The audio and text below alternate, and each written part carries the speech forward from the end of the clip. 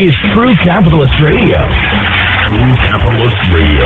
I am your host, the man they call Ghost. The badass of business. Give him capitalism or give him death. That's it. Period. Broadcasting from his Skyline office studios in beautiful downtown Austin, Texas. You sound fruitier than a box of Fruit Loops, for Christ's sake. And now, he'll take it from here. Your host, the prognosticator of prognosticators, the man they call Ghost.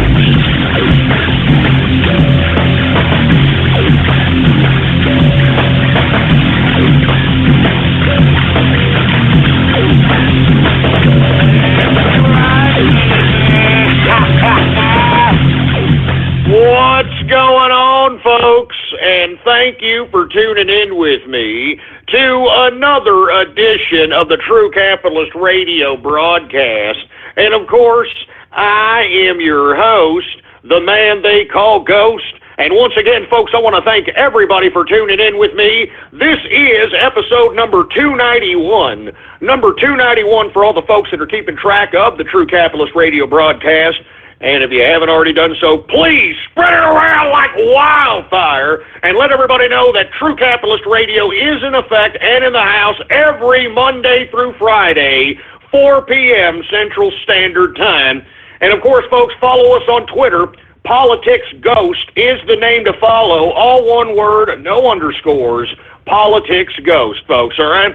And once again, we got all kinds of buttons right next to the player, right in front of you right there, all kinds of Facebook like buttons. Retweet this button, share this buttons, use and abuse those buttons, baby, all right? It's just a freaking click, for Christ's sake.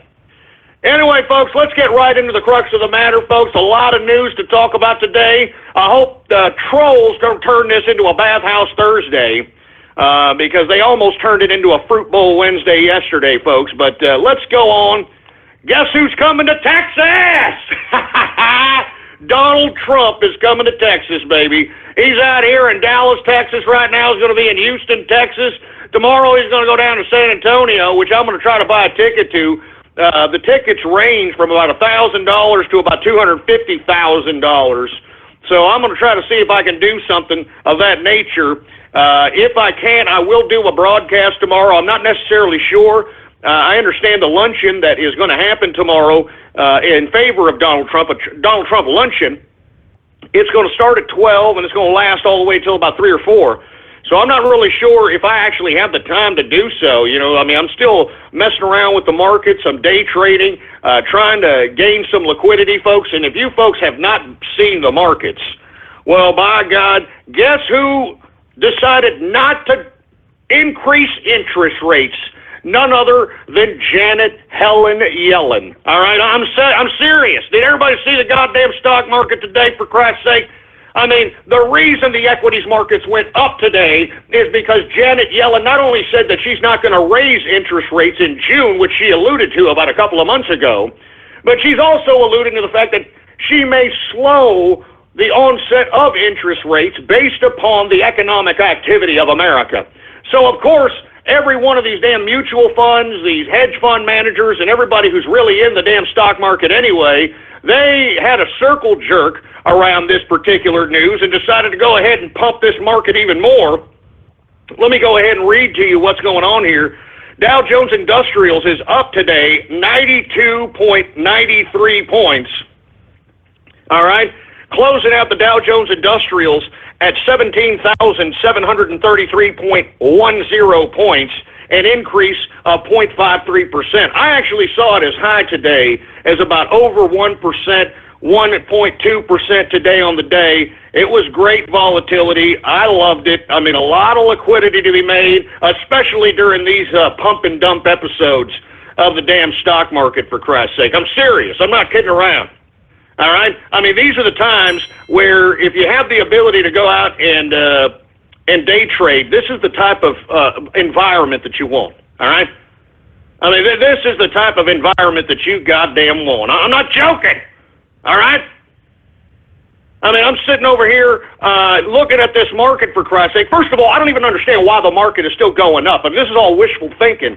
by these goddamn investors out here. And as I've said time and time again, there are no more individual investors in this market, folks. It's all mutual fund managers, hedge fund managers, large billion-dollar money managers. These are the ones that are basically manipulating this market. There ain't no individual investors anymore, and that's what has to change in the next administration. Now, let's get to the NASDAQ, shall we? The NASDAQ is up, believe it or not, man. I mean, it's up 9.98 points, an increase of 0.21%, closing out the NASDAQ at 4,844.91 points. I mean, we're almost hitting NASDAQ 5,000, and I don't understand why. I know that there's some tech companies that are doing fairly well, and I guess those big, huge conglomerates are the ones that are keeping this damn index afloat, in my personal opinion, but I just don't understand why. Now, you can't say the same thing for the S&P 500. The S&P 500 has taken it in the teeth for the past, I would say, 9 to 12 months. You take a look at the S&P, it was up today, but not much. It was up 6.49 points, an increase of 0.31%, closing out the S&P 500 at 2,077.99 points.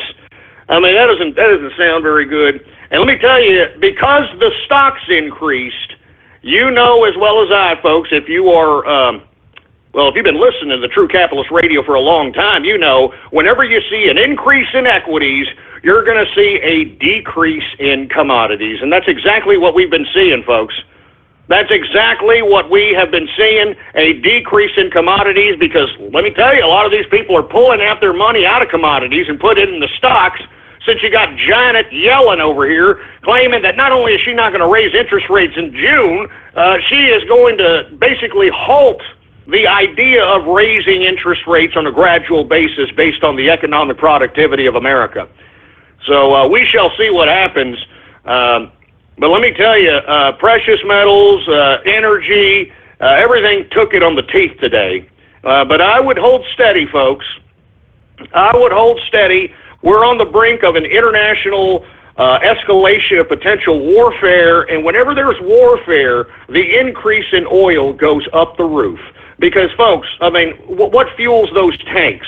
What fuels those Humvees? What fuels those Jeeps? What fuels the artillery? What fuels generators? What fuels planes? I mean, what fuels battleships? I can go on and on. Oil, baby. So right now, what I'm seeing out here in the energy markets is I'm seeing investors cashing out and putting those profits they got in the commodities markets right into the equities markets to try to get more and faster liquidity, all right? Now, let's take a look at the energy, because it did take it in the freaking teeth today. I mean, majorly, all right? WTI sweet crude, folks, was down $1.98, all right? A decrease of, get this, 4.12% decrease, man. All right, closing out WTI sweet crude at, $46.03. All right, you can tell these goddamn investors cashed out and basically took the profits they got from the commodities and put it right into equities, for Christ's sake. But that's going to be short-lived, folks. That's going to be short-lived. We got Brent crude, folks, of course, which Brent crude is the oil consumed by Europe. It closed out today at $47.04. All right, basically decreasing $1.93, percentage decrease of 3.94% on the day. God damn! I mean, good Lord! I'm telling you, folks, whenever you see an increase in equities, always remember that you're going to see a decrease in commodities. I mean, that's the way it always has been. That's the way traditional investing has always been, all right? Now, let's take a look at precious metals, folks, because it didn't take it as much on the teeth, but still took it in the teeth, all right? We've got gold, all right, down today, $6.30, a decrease of 0.49%, closing out gold at $1,282 even. All right, I mean, we're still not too far away from $1,300 as it pertains to gold. I'm still bullish on commodities. I'm telling you this right now, and this is just investors offsetting profits that have been made here in the past 3-4 months in commodities, cashing out those damn commodity profits and putting them into equities. I mean, this is basically all this is. I mean, there is no news to justify the decrease in commodities outside of Janet Yellen not increasing interest rates. All right. Now, of course, silver, it took it a little harder on the teeth here. It was down 30 cents, a decrease of 1.70%, closing out silver at $17.21 per troy ounce. All right, so once again, I mean, you take a look at commodities, I mean, everything is in the red. Gold, energy, even agriculture. The only thing that I can see here in agriculture that's, on the upside is cotton. All right, cotton is up today 2.06%, up $1.31, closing out today at $64.93. So, I mean, that's the only thing that I can see on the board here that had any kind of increase as it relates to commodities. Now, once again, I have always said, when you see an increase in the goddamn stock market, you're going to see a decrease in commodities, and that's what we've seen here. All right, now, why is the increase in stock market happening? Has nothing to do with earnings, has nothing to do with beating the streets' expectations, has everything to do with Janet Yellen, all right, the head of the Federal Reserve, deciding not to increase interest rates like she announced a few months ago in June. She is not going to do it, and has alluded to the fact that she is going to slow up the pace of potential announced interest rate increases because of the economic situation in America. So once again, I don't really know when the hell she's going to increase interest rates. I'm almost willing to bet that she may do it either right before the election or after the election. If she does it after the election, folks, you're going to see a retraction, all right, an economic contraction, I should say, because I'm telling you this right now, people are not used to getting increased interest rates as it relates to lent monies, all right?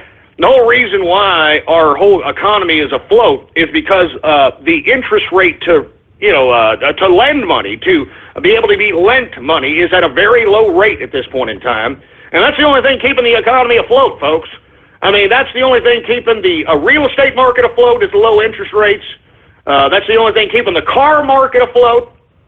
That's the only thing keeping durable goods markets afloat.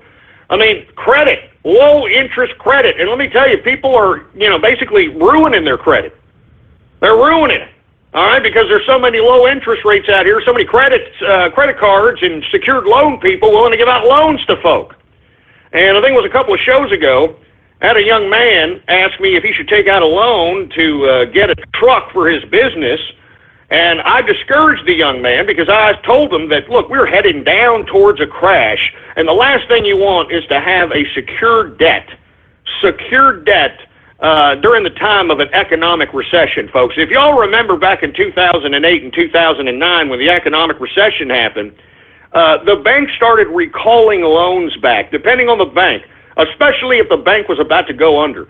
And this is the same thing that happened during the Great Depression, back during World War II, pre-World War II. What happened is that the banks had a run at the banks, all right? They didn't have the money to suffice, their ongoing investments, their loans, and so on and so forth. So what they do is they recall the secured loans back. Whether it's a business loan, whether it's a home loan, whether it's a car loan, whatever the case might be. And when they call those loans back, they expect you to have the money. Believe it or not, I know that you folks don't understand this. I think that you need to read the fine print whenever you sign your name on the dotted line to anything secured debt-wise. And you need to realize that at any point, that financial institution has the right to recall that loan at any time. And the last thing you want is to have a secured loan during the time of an economic recession. Because if your bank happens to be underfunded in its capital, all right, because of bad foreclosures, bad loans, a run at the banks, whatever the case might be, they're going to recall your loan. And when they recall your loan, that's it. That's what caused the Great Depression, folks, to be honest with you. All right? I mean, that's really what caused the goddamn Great Depression, was the fact that the banks, because they had a run at the banks, all right, they had to recall loans from folks that had loans out for businesses, cars, homes, and that's what put many people out in the street. I mean, I'm not joking, folks. That's what made the Great Goddamn Depression. So that's why I alluded to that young man who called me, a couple of days ago, when he wanted to potentially take out a secured loan to get a truck so he could start his own business. I discouraged the young man, not because I don't want him to be an entrepreneur, but because I have seen this time and time again, and we are going to witness another economic contraction here, and it's only a matter of time.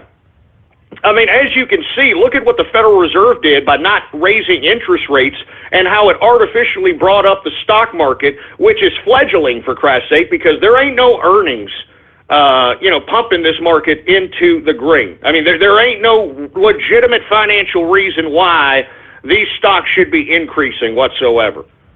So once again, this just goes to show you how rigged this system really is. And the only thing you can do as an individual investor is to be able to calculate these particular games and be able to invest and be able to gain some liquidity for yourself and be able to take that liquidity and put it into long-term asset investment, or keep the liquidity itself and stash it away so when the crash happens, and I am encouraging everybody who is a young person, all right, there is going to be a crash. When it happens, be able to sustain yourself, be able to live your life, whatever the case might be able to have enough cash on hand, because I'm telling you, they're going to bail out the whole goddamn thing again. We've seen this over and over and over. And when they bail out the whole system again, it's going to be the last time they're going to be able to bail it out. Let's put it this way, all right? But when they bail it out again, we're going to see the same thing that happened in 2009 to now happen again. Now, folks, you can look back at the archive, blogtalkradio.com/ghost. Every one of my shows are timed, dated, and stamped. All right?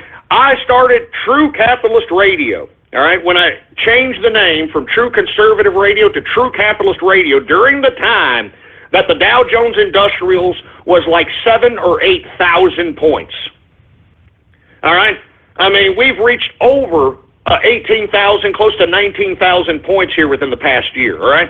So if you would have listened to yours truly, folks, and I had always said that even if you don't have enough money to invest in large sums of stocks, the least you could do is put away so many some odd dollars each month of your earnings, and instead of putting it in the bank, start value investing into Dow Jones Industrial stocks.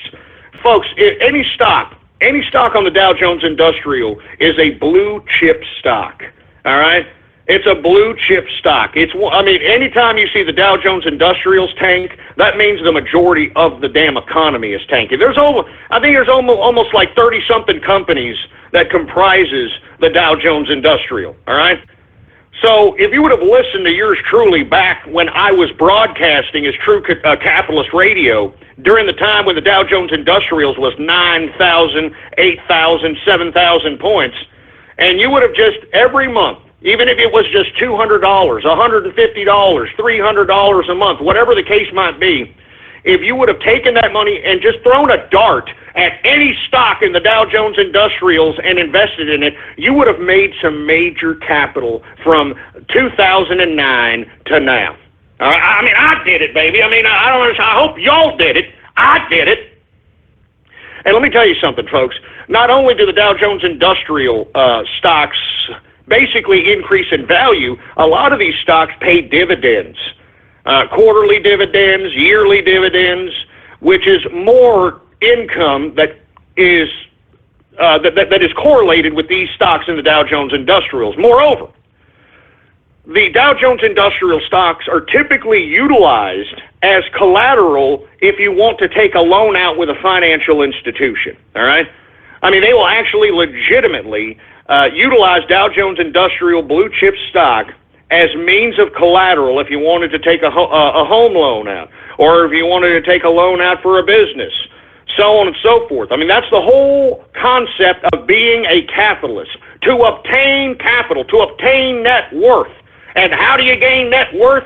By attaining assets and keeping those assets and gaining more assets, stocks, old collectibles, cars, gold, silver, real estate, artwork, you can name it. Whatever the case might be, You want to maintain so many assets so a rainy day comes around, you can start liquidating like it's no big deal and continue to sustain your lifestyle while at the same time trying to recapitalize any potential losses that happen during an economic contraction. You understand? And that's why yours truly is still sipping on Blue Label, kicking back, living lavish, even though everybody in America seems to be taking in the teeth.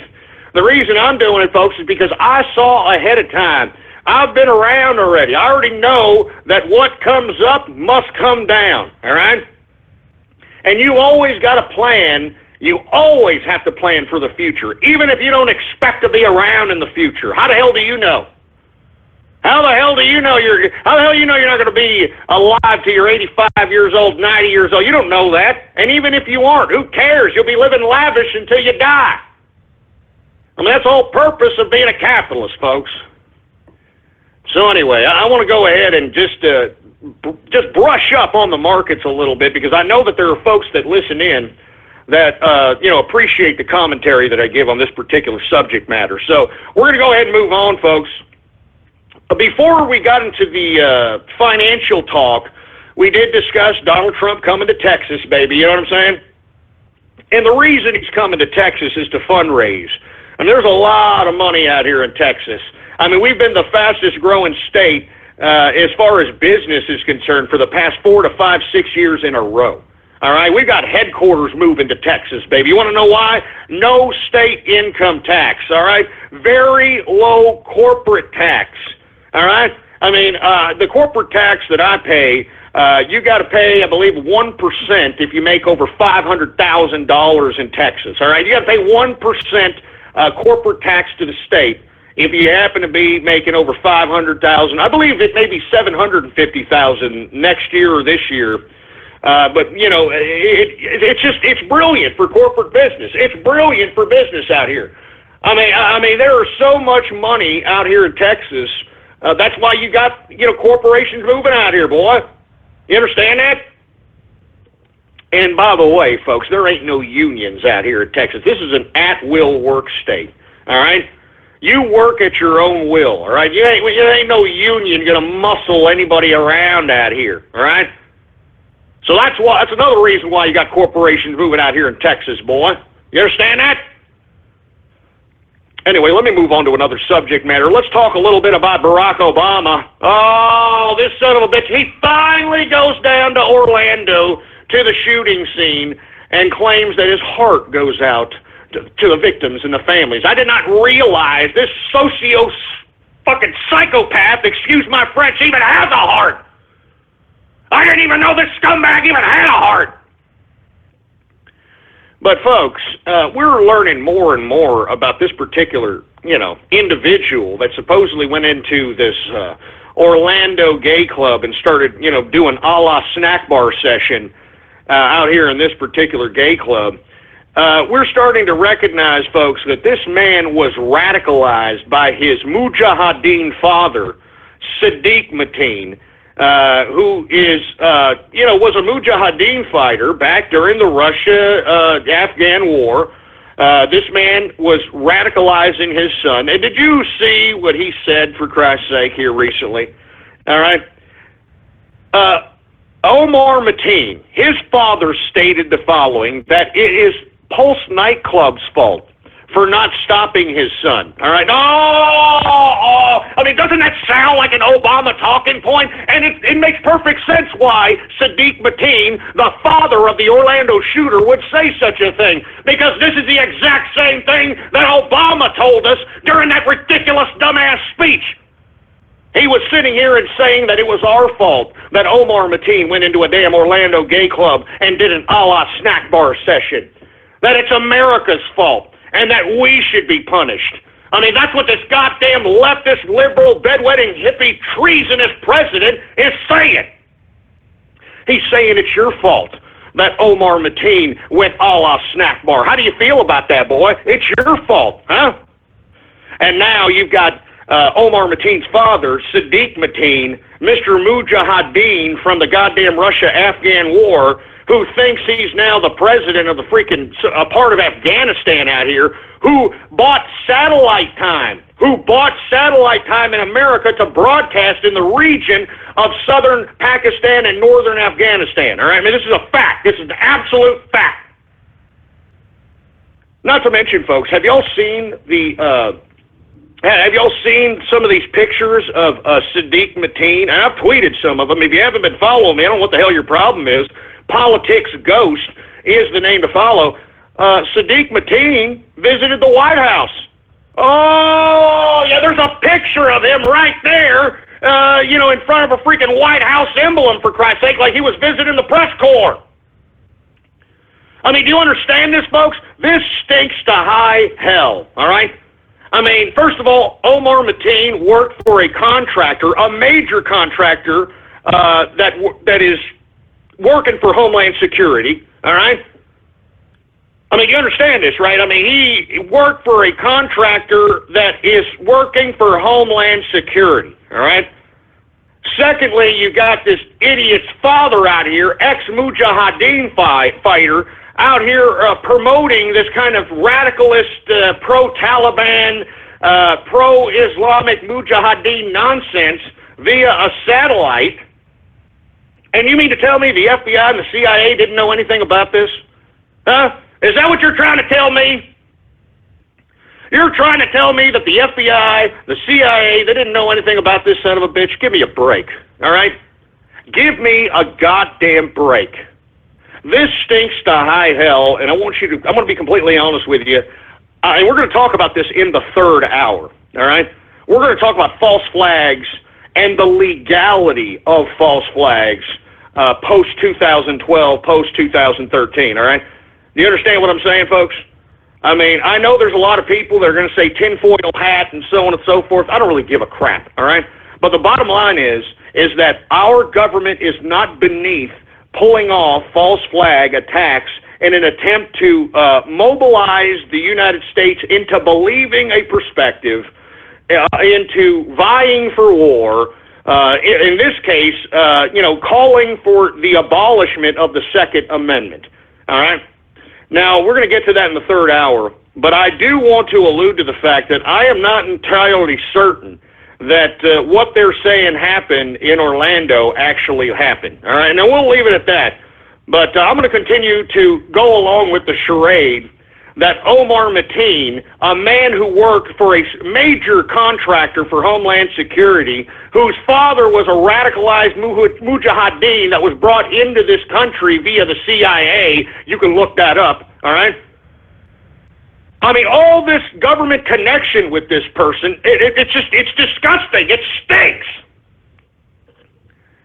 Moreover, folks, I just don't believe, first of all, that this president can sit here with a straight face and claim that it's our fault if this particular incident was actually a real incident and not a false flag. I mean, it would make sense why Barack Obama has no qualms in blaming America and waving his finger in our faces if this wasn't even a real event, all right? Now, I'm not going to say, I'm going to continue to talk as if it was a legitimate event, but the more and more I start looking at these so-called victims, the people that were there, I just don't believe that these people are actually telling the truth. I'm seeing a lot of people sobbing with no tears. I'm seeing people smiling during interviews, even though they supposedly witnessed an attack that killed people right in front of them. Some people held people while they're supposedly dying in their arms, and they're laughing about this. They're smiling about it, all right? Moreover, folks, I don't know if y'all saw, I tweeted a video of this one older lady, Jesus Christ, what the hell's her name? Christine Lenolin, I think, or Leninin, or whatever the hell her name is, for Christ's sake. I tweeted a video that showed her with Matt Lauer having an interview. And the funny part about this particular clip was the fact that it looked as if, blatantly looked as if, that this was filmed in front of a green screen. Now, if you haven't looked at the clip in general, folks, I strongly advise you to go to my Twitter account, Politics Ghost, look back in that timeline, and see that if you look in this woman's glasses, all right, this woman's glasses, you can see lights and different cameras and teleprompters glaring through her glasses. Now, remember, they're supposed to be taping outside during daylight, right? Moreover, I'd like to also emphasize that there is a lack of depth of field in that particular clip with Matt Lauer and this, what is this, Christine Leninin. All right, I'm serious. I'm not joking. Moreover, folks, all right, I find another clip that shows her first. This is before the Matt Lauer interview, where those same glasses that she has on are dark. Now, why are they darker? Well, that's because she has progressive, what do you call it, those progressive lenses? You know, those ones that, those transition lenses, or whatever the hell you call them, you know, when you go outside, they automatically get dark. Now, you see, folks, I tweeted both of those clips. All right, I tweeted the first one that showed the glare of her being in front of a green screen. And look at her glasses, all right? Look at her damn glasses. You can see it. And you take a look at the first clip when she was actually interviewed outside, her glasses were dark because she has transition lenses. So this stinks to high hell. And one more thing before I move on. Matt Lauer, in that green screen interview, he asked her, well, we have not been able to identify your son. We've looked on the city website. Your son is not named as one of the victims. So where is your son? I mean, this woman hasn't even located her goddamn son. And to be honest with you, if you want my personal opinion, I don't think she has a son, folks. I don't believe she has one, all right? In my personal opinion, if she does, it ain't that kid that supposedly died in the goddamn club shooting, all right? Now, I found her channel, folks. I don't know if you folks know. She actually has a channel on YouTube. And on one of these particular clips, she shows herself in an old clip of her when she was, believe it or not, at the Michigan Police Academy. Oh, that's right. A law enforcement tie to this kookster, all right? Folks, just YouTube search Christine Leninin, all right? And you'll find her goddamn YouTube channel. She puts a clip of herself wanting to apply for, not Jeopardy, Wheel of Fortune, all right? And moreover, there is a clip this is the clip. It says, girls can do pull-ups, okay? And it shows her doing these pull-ups when she was the supposed Michigan Police Academy. Now, you see how all these goddamn people are starting to be connected to some level of government bureaucracy, especially law enforcement, huh? I mean, I'm just saying, I mean, we're going to talk more about false flags in the third hour, but I don't necessarily believe what the hell the media is telling us as it relates to this particular event, all right? And even if it is a false flag event and we capture the government with this false flag activity, it's legal. Do you understand that? It is legal. And I tweeted the article in which the government passed the bill that made government-made propaganda legal in America. All right? So, and believe it or not, that happened 5 months. All right? 5 months before the goddamn the Sandy Hook shooting. 5 months before the Sandy Hook shooting, for Christ's sake. So give me a break. Anyway, I don't want to talk too much about false flags here, but I strongly advise you to do your own research. Research the individuals that are being interviewed. Notice that the footage that they showed us as it related to people carrying victims, you know, it's that R.T. Rupley footage. The footage from RT. And as a matter of fact, what the hell is RT doing there? All right? Across the street from the Dunkin' Donuts in a little grassy area in back of Radio Shack. What the hell were they doing there? And moreover, they were the ones that captured these victims being carried away by supposed, people that were helping, you know. And folks, what is really, really odd is that the people that they're saving, that are supposedly bleeding, that are supposedly shot, they're carrying those folks back to the scene of the crime. That doesn't even make any sense. You understand what I'm saying? That doesn't even make any goddamn sense. Moreover, folks, I strongly advise you to research the fact that the police claim that they blew out a hole in the back of the club in order to go in and kill this idiot Omar Mateen. Now, if you take a look at some of the pictures that are coming out as it relates to the Pulse nightclub, all right, there are not just one hole in the back of the club. There are like 4 or 5 different holes. Moreover, 2 different media accounts claim different responsibilities for those holes. One of them suggests that they were blown up with some improvised explosive by the federal agents or by authorities. And the other stated, this was BBC that stated this, that it was some sort of armored vehicle that made these holes in the back of the club. All right? Now, what I don't understand is, why would they need a hole in the back of the club? There are about 3 or 4 different entrances that SWAT team and the tactical force could have utilized to penetrate that particular perimeter. All right? So once again, a lot of these things are just not adding up. It's just not adding up. I'm sorry. It's just not adding up one bit. And moreover, folks, I would like for you all to maybe research the insurance implication of this particular goddamn club. How much are they going to get paid, huh? Do you know that the government, because of terrorism, if you incur over $5 million in damage due to terrorism, that there's a goddamn insurance fund for every business in America that incurs over $5 million in damages? The government will recoup that capital and give you the money and then some. And that's excluding their private insurers, okay? So once again, it all makes sense, doesn't it? It all makes sense. And look, what did they do with Sandy Hook after the Sandy Hook shootings? They tore down the building. Why would they tear down the building?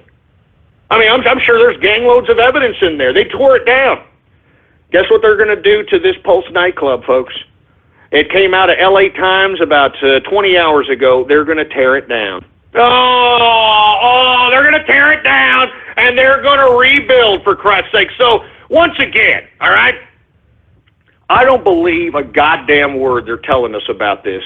But, you know, if we want to go on with the charade, let's go along with it. I mean, this Omar Mateen was radicalized by his daddy. His daddy was affiliated with the CIA because he was a Mujahideen fighter during the Russian-Afghan war.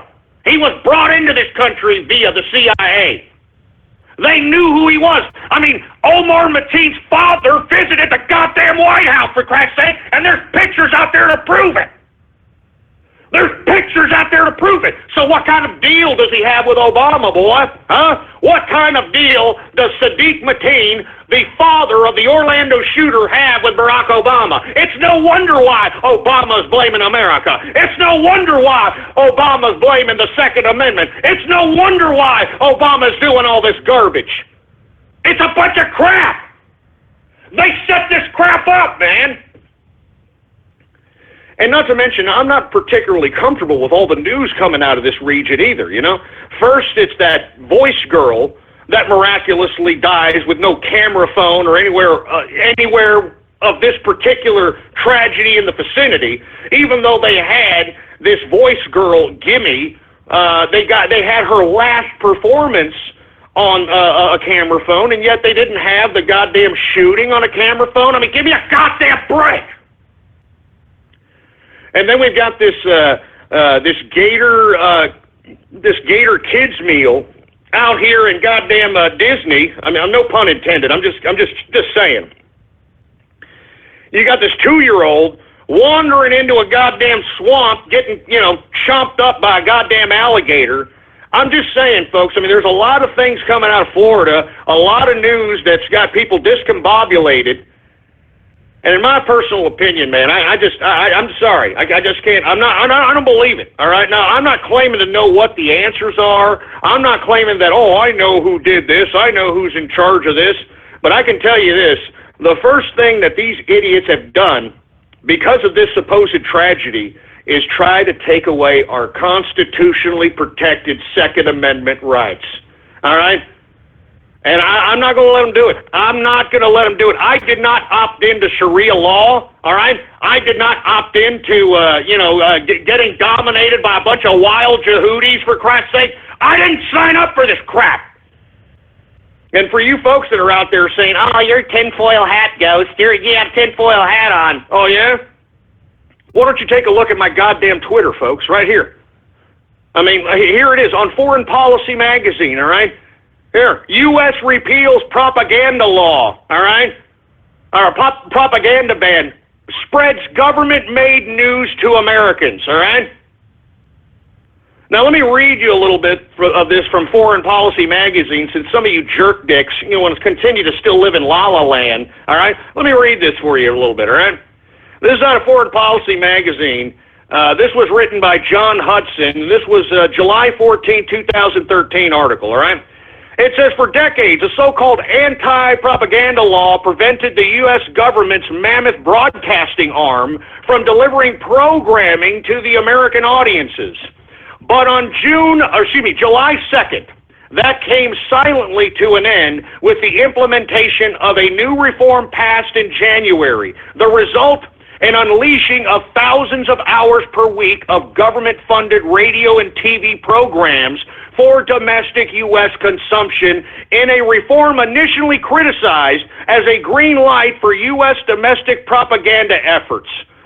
There it is, right there, you idiot. All right? U.S. propaganda, U.S. created television programming, completely legal. All right?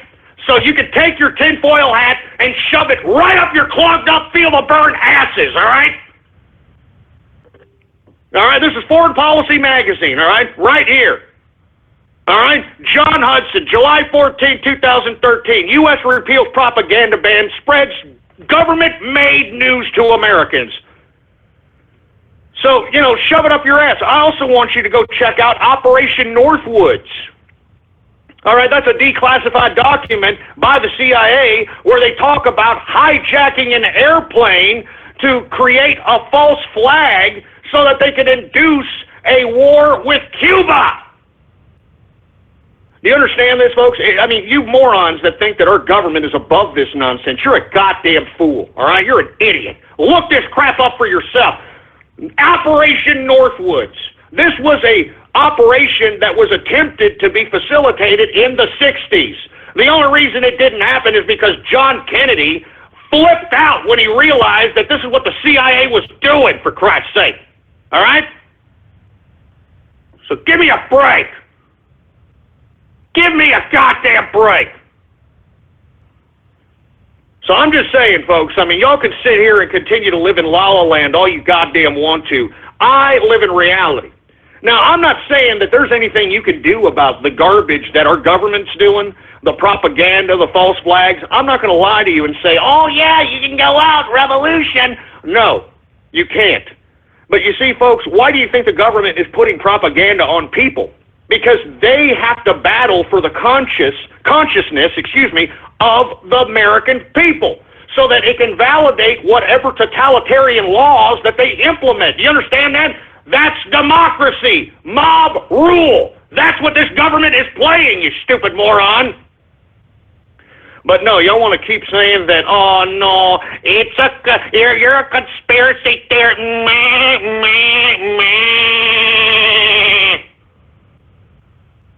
Jesus Christ.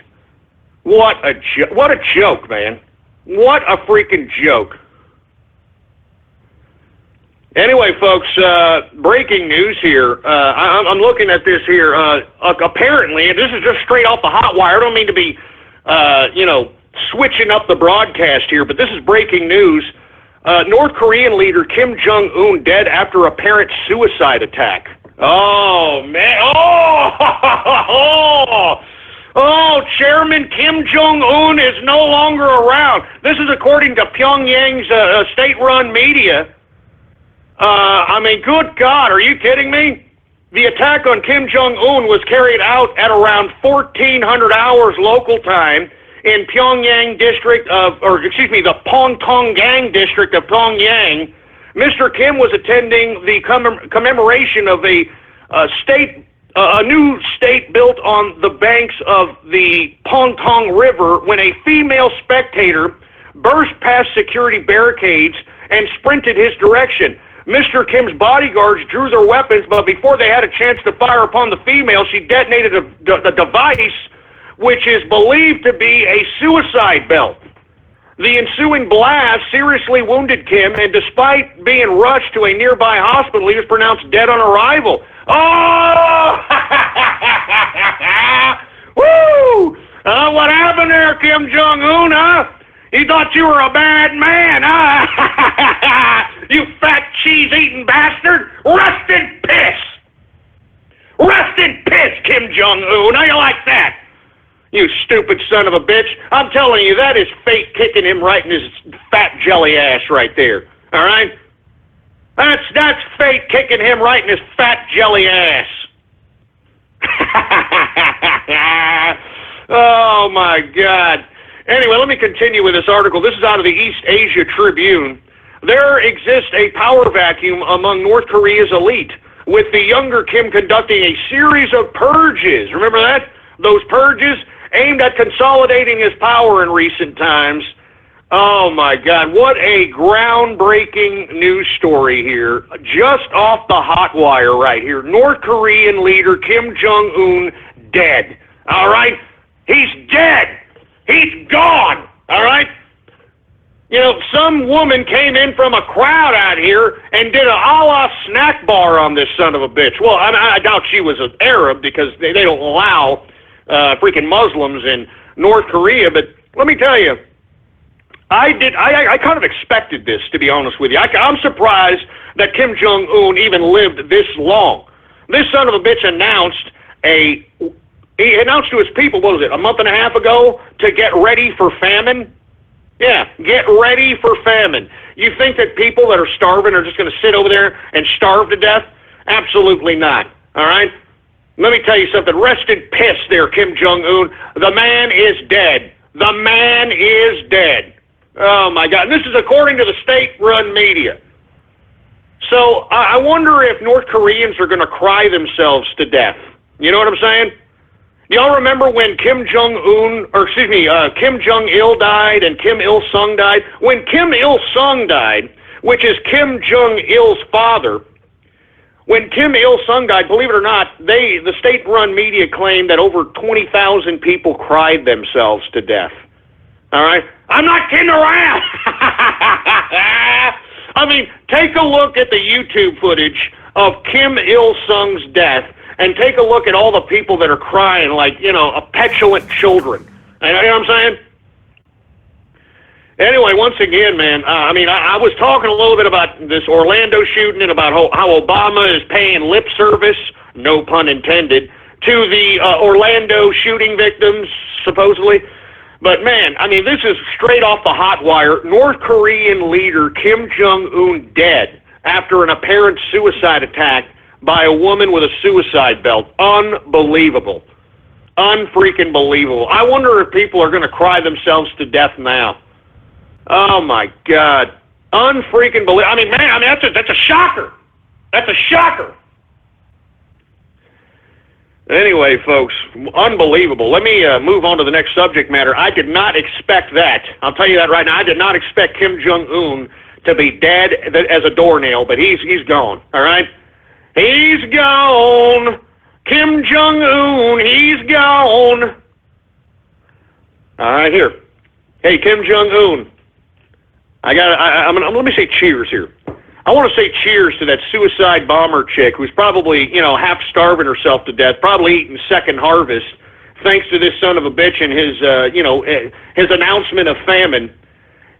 Cheers for, taking out some stupid, fat, cheese-eating son of a bitch who thinks he can go out and, take whatever damn gunpowder's left in his firecracker factory, put it in some makeshift missile and blast it off in hopes of trying to get some money from the international community, all right? I want to say cheers to that suicide, famine chick that killed Kim Jong-un. Cheers, baby, cheers.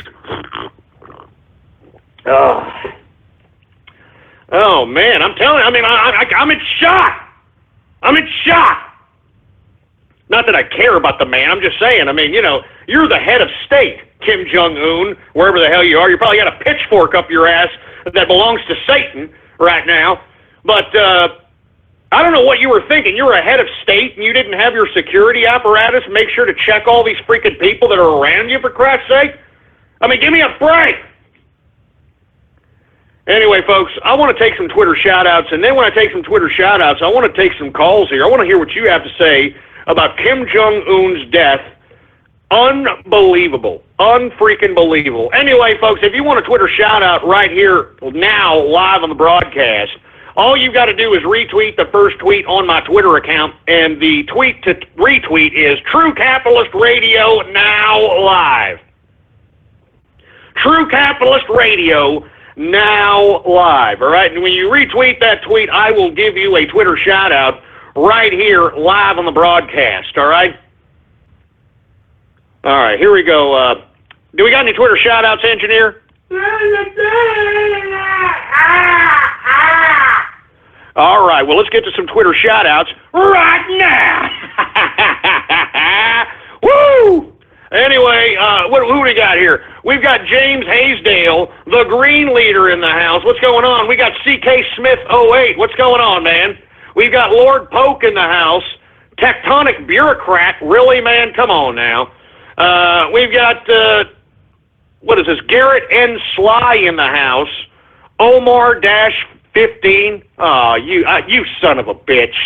You son of a bitch. Z Frostwire Creations in the house. What's going on? We've got somebody, Watch Stossel. What the hell is Watch Stossel? We got Run Capitalist in the house. We got Undertale for Plague. Oh, come on! We've got LaBoot in the house. Once again, if you want a Twitter shout-out right here, right now, live on the broadcast, all you got to do, retweet the first tweet on my Twitter account, baby, all right? It's that damn simple, all right? We've got Kim Jong-boom. Oh! Kim Jong-boom, I love it. We got Ghosterson Cooper. You know, shove it up your pooper, all right? We've got Gators with Guns. Gators with Guns. Jesus Christ. Martial law for all. Are you serious? That's not even something to be trolling about, you sick son of a bitch. Anyway, we've got Brooke Yo Ho Ho Ho. We've got Sergeant Brexit in the house. Gator Tots. Oh, Jesus Christ. Damn it! Damn it! Gator Tots, assholes! Gator Tots! Jesus Christ, you're sick sons of bitches. All of you, man. You're sick sons of bitches. Oh, my God. Gator Tots, assholes? Oh, my God. Give me the mic. Give me the mic. Jesus Christ, you troll terrorists and cyber vermin are sick. You're sick. We got 6 feet under Kim... 6 foot Kim Jong under. 6 foot Kim Jong under. Oh, that's great, man. Bowling with Asho. Okay. Somebody called the horse liquor? Really, asshole? We've got somebody saying Orlando Psyop. Somebody named Orlando Psyop. I don't blame you, boy. Communist subversion. You know, give me a break. We've got 2 hours of Alex Jones Jr. Look, shove it up your ass. Don't compare me to Alex Jones, man. I saw what he said about me on Reddit, that son of a bitch. I saw it. Anyway, we've got Disney baby back ribs. Oh, Jesus Christ, man.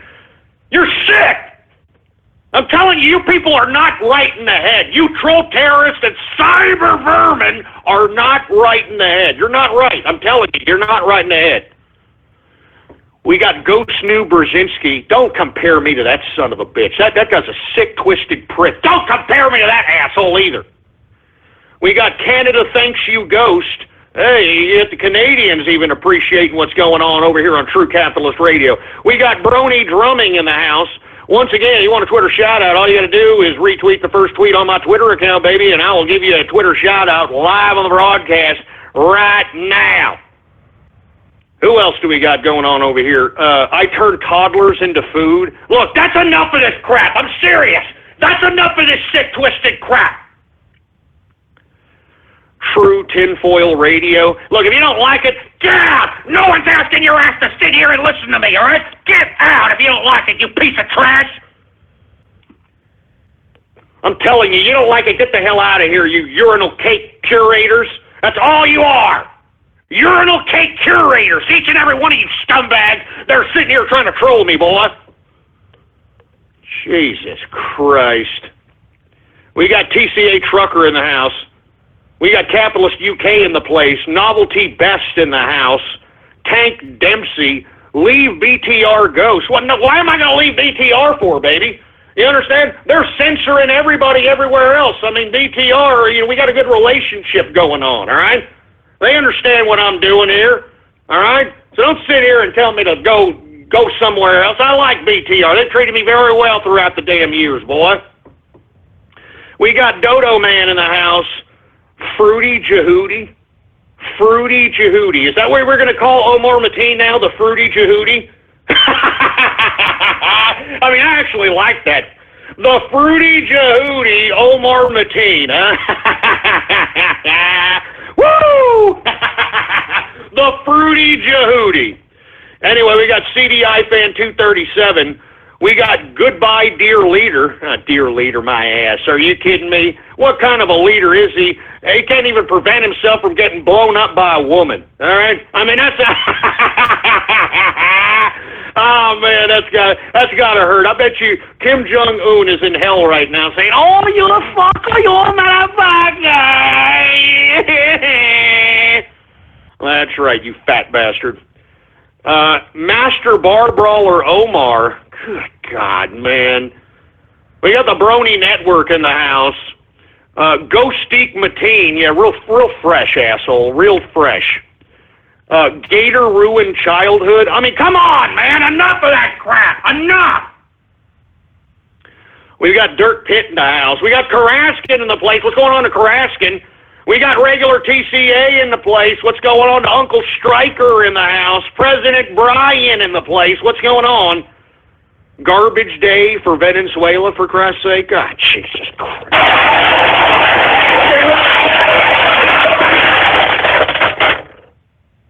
You people are sick. You people are sick, for Christ's sake, man. Jesus Christ. I mean, serious, man. Just stop it. Stop these sick trolls, man. You people are sick. There's something wrong with your head. There's something wrong with your head. Jesus Christ. Give me the mic. Give me the mic. That freaking mic, for Christ's sake, man. There's something wrong with you idiots' heads. I'll tell you that right goddamn now, boy. Anyway, we got Cody from California in the house. What's going on? We got Digital Aspect.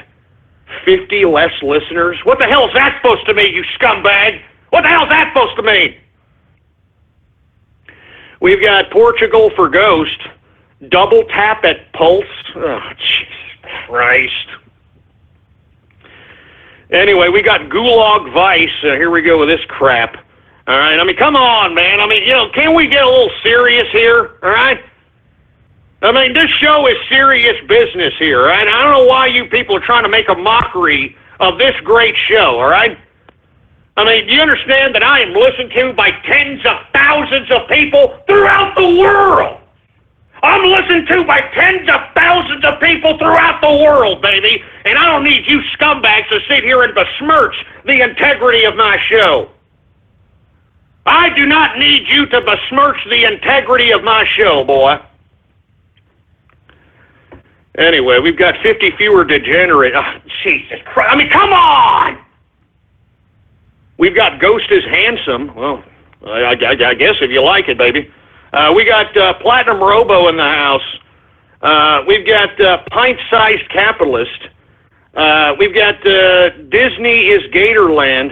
Jesus Christ. Look, enough of this crap.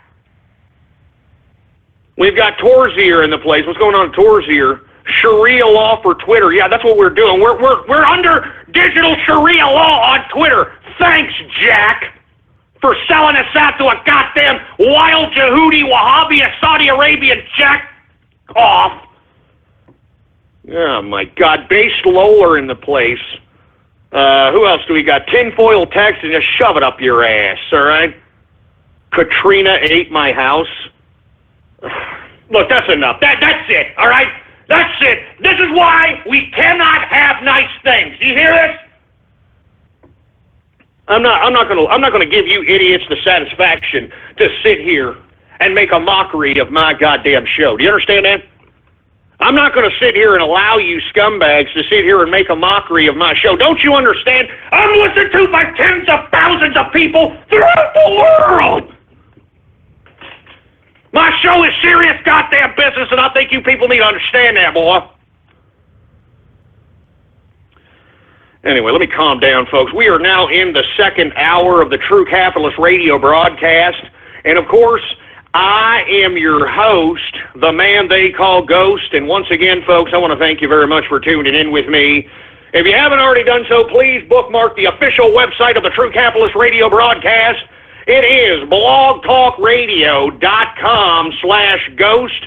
That's blogtalkradio.com/ghost. Good God, man. Where the hell was I, engineer? There's been so much news going on. What's going on here? Where am I at?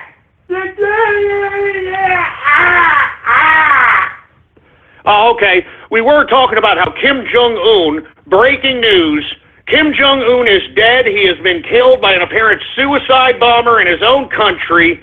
What a fat cheese-eating chump. All right? Anyway, folks, I want to continue to go on. We got a lot of news to go through, so I'm just going to kind of skim through what we're going to go through today because we got sidetracked by a bunch of things, and then you got the Kim Jong-un thing happening, which is great news, by the way. I wonder what the hell's going to happen to old North Korea. Oh, my God. Anyway, did y'all hear that Oprah Winfrey endorses Hillary Rotten Clinton? Oh, isn't that great? Isn't that great, for Christ's sake? Shut up! Just shut up, Oprah, all right? You're just trying to endorse Hillary Rotten Clinton to go and pander to your woman demographic, you stupid, dumb, skankosaurus, balding, disgusting-looking lesbo wannabe broad. I mean, alleged lesbo, I guess I should say. I mean, you know, her and Gayle King, I don't know what the hell their problem is. They go on vacations together. I don't even want to know. I don't even want to know, for Christ's sake. But you know what? I don't really care who you endorse, Oprah, all right? Why don't you go and just spew out the garbage that you're spewing out to these women out here and go make your money in media? We don't care who you endorse, you stupid, dumb, balding bitch. We don't care who you endorse. You're a fraud anyway, as far as I'm concerned. You're a goddamn fraud, and you're just as big of a fraud as Hillary Rotten Clinton, so just shut your stupid, fat, balding hole. Like we care who Oprah Winfrey is going to endorse. Shut your stupid fat mouth, Oprah. You stupid fat skankosaurus slutbag. You socialist schlonghead sucking fat, disgusting, on the stroll having, bent over backwards eating corn grits, phallic fluffing, muff diving piece of trash. Sick of hearing these people, these stars, these so-called celebrities out here. Oh, I'm voting for Hillary Rotten Clinton, even though she's a criminal, and even though she is a degenerate, even though she's a liar, I'm still voting for her. Just shut up, Oprah, you fat, disgusting broad. Go eat a freaking ham sandwich or something, all right? Go suck on a goddamn beef rib or some stuff, you stupid fat fraud. Anyway, who cares, all right? Who cares who's endorsing Hillary Rotten, all right? I'm still waiting for the FBI to do their goddamn job and indict this stupid cunt. Excuse my French. Anyway, let me move on. Did y'all hear Bernie Sanders is finally ending his campaign here? Oh, it's over. What did I tell you? He's going to take all your Feel the Burn money and run, baby. And what did I tell you? He wasn't going to go for a third party. He wasn't going to go for a third party, even though Jill Stein, who is running under the Green Party ticket, invited Bernie Sanders to be the damn presidential nominee for the Green Party. He ain't gonna do it. And you wanna know why Bernie Sanders ain't gonna do it, boy? Because the whole reason why he ran for president was to get your feel the burn money and run, baby. You understand? And ain't running for president, he's running home to Vermont, and he is retiring, living the life of luxury, thanks to you stupid idiots that actually believe this prostate-infected moron. You should all be ashamed of yourselves. I hope that you people feel like utter trash. All of you feel the burn assholes. I hope you all feel demoralized, dejected, pathetic, because you should. You should all be ashamed of yourself for even believing that this 75-year-old prostate-infected man even had a shot. And even if he did have a shot, he wasn't going to take the shot. He could have cut Hillary Clinton down to size by attacking her on this email scandal, and this dumb, stupid, socialist, ex-communist scumbag didn't even touch it. And that's proof to me that he was never a for-real candidate to begin with. And you idiots that took him serious, that's your effing problem. You're the idiots. You're the morons. You are the ones that got defrauded. You should look at yourself in the mirror and figure yourself out, because you're obviously a stupid, imbecilic follower that'll follow anybody who says anything. I mean, all Bernie Sanders did was come out and say, hey, you know, I'm Bernie Sanders, and if you go and you vote for me, I promise I'll give you health care, I'll give you free college, I'll give you free everything. But you got to promise that you put your children into 40 years in a gulag, because that's socialism, and I'm Bernie Sanders, and you've got to get down on your knees right now and give me your money, because you need to feel the burn, because I'm feeling the burn right now in my 75-year-old prostate-infected crotch, and you need to taste it a little bit. So come on over here. Come on, I'm Uncle Bernie. I'm Uncle Bernie. Come on over here. Take your underwear off. Yeah, that's right. Come on over here. Take your underwear off. Just give me a break. Shut up, Bernie. You're a piece of trash. Jesus Christ. Anyway, now Kim Jong-un isn't dead. Oh, great. Oh. Apparently, it's one of these satire Asian... I mean, I'm sick and tired of these satire article-generating pieces of trash. I mean, you know... this is according to somebody who has actually done some more extensive research. I just searched the news right here. If you put Kim Jong-un into the damn search, the first thing that comes up is that he was assassinated, for Christ's sake. All right? So I don't know if this is a satire site. I hope it isn't. I hope it's actually for real. But seriously, these new satire sites, man, they need to be injected with cancer of the prick. All right, like The Onion, for Christ's sake. I mean, because there's actually people that believe the garbage that comes out of The Onion. I'm not joking around. Just like idiots used to go to John Stupid Dumbass Stewart for news and information, for Christ's sake. That's how come we're so stupid. So I hope that this is not a hoax, and if it is, somebody DDoS the hell out of that stupid dumbass site. I'm sick of satire sites. All right? I'm sick of this crap, for Christ's sake, man. Why in the hell is Google putting this in legitimate news, then, if it's a goddamn satire site? Seriously, man. Anyway, let me move on to another subject matter. We were talking about how Bernie Sanders is ending his campaign, and you feel the burn, jerk nuts. What are y'all going to do now, baby? Huh? What are y'all going to do? Y'all going to hook up with D-Ray, who's ignored me and every one of the capitalist army, who is asking him why him and the Department of Justice want martial law? And if you haven't been aware of what we've been doing, folks, the capitalist army and myself, we've been asking the Black Lives Matter leader, D-Ray, all right? And, of course, his Twitter handle is D-E-R-A-Y, D-Ray. When his Twitter got hacked, wink, wink, they pulled some private messages alluding to the fact that D-Ray has a special communication relationship with Loretta Lynch, okay? And that him and Loretta Lynch have some sort of an understanding so that he can help implement some sort of violence in the Republican Democratic Convention so that Loretta Lynch can assert martial law. And let me tell you something right now. Here in the next 5 minutes, all right, I'm going to go ahead and do another tweet bomb at D-Ray, all right? No, you know what? Let's do it right now. We ain't got much time. I'm looking right now. We only have 50 minutes in the live broadcast. Let's do it right now, all right? If you want a Twitter shout-out, tweet at D-Ray, all right, D-E-R-A-Y, D-Ray, and the Justice Department, and ask them why they want martial law. And I'm telling you, he's going to interview you as fast as you post that goddamn tweet, all right? I'm not joking, all right? Right now, everybody right now, tweet at D-Ray and ask him and tag the Justice Department and ask them why they want martial law, and I will give you a Twitter shout-out live right here on the broadcast, all right? Is that what you feel the burn asshole's going to do? Y'all going to join D-Ray? Y'all going to join D-Ray, for Christ's sake, this treasonous piece of trash? I hope you're listening to me, D-Ray, because you're committing treason. And I want the Justice Department to come out and make a statement about this. I want to get to the bottom of this. Why exactly is D-Ray claiming that he has a special relationship with Loretta Lynch? I want to know. I want to know. I want to know. Right now, I want to know. So once again, we've got people already tweeting, Squid Girl for Ghost. Alberta, thanks you, Ghost.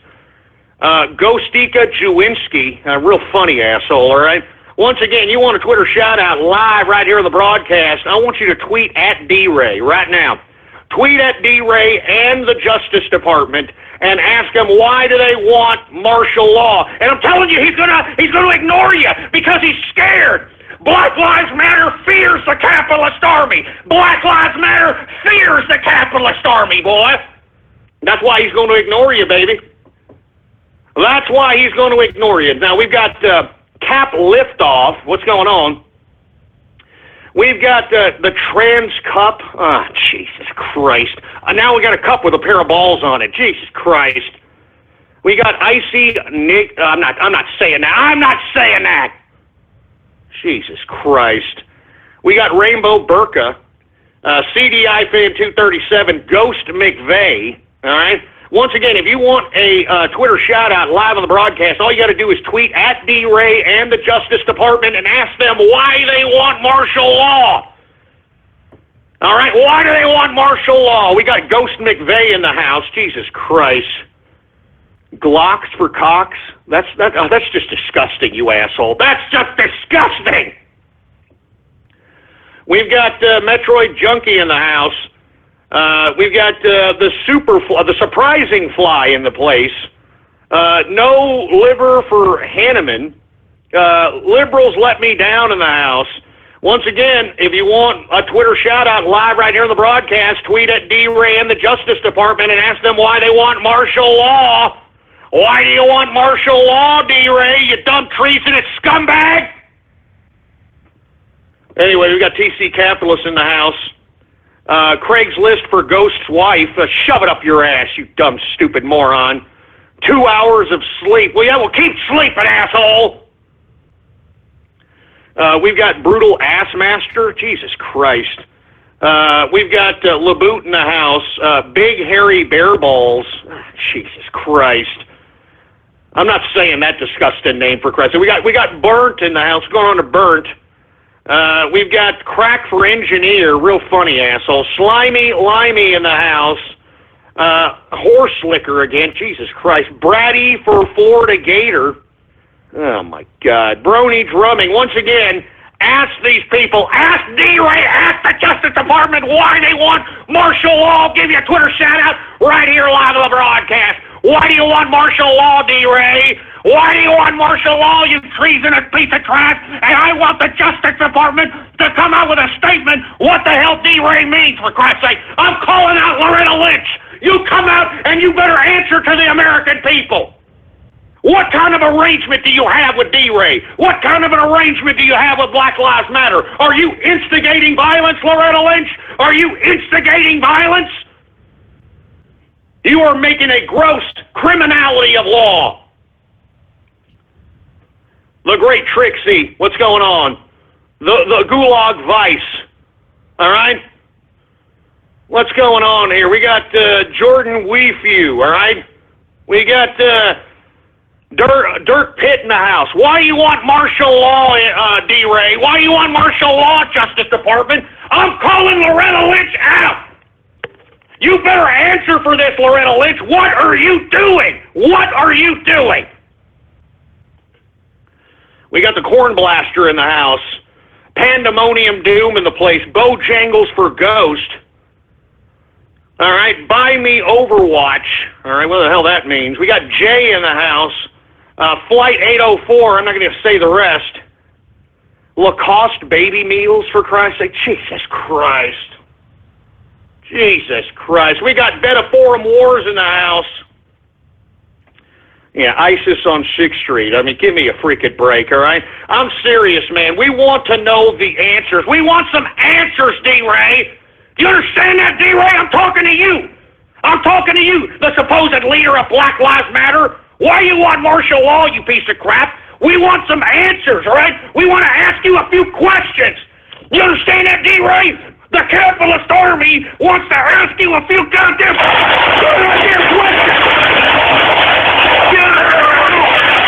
Ask you a few questions. Son of a bitch. We want to ask you a few questions, D-Ray, and we want some answers immediately. You treasonous piece of crap. You're committing treason, D-Ray. You're committing treason. We're not going to let you let it down. We're not going to let you live it down, you piece of treasonous crap.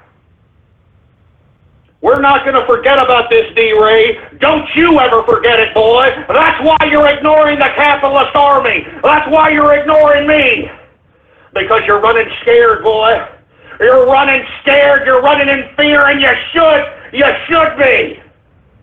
You should be, because we want to know why you and the Department of Justice want martial law. We want to know why you're committing this treasonous act. And we want some answers. And we want some answers immediately. Give us some answers, you Black Lives Matter piece of crap.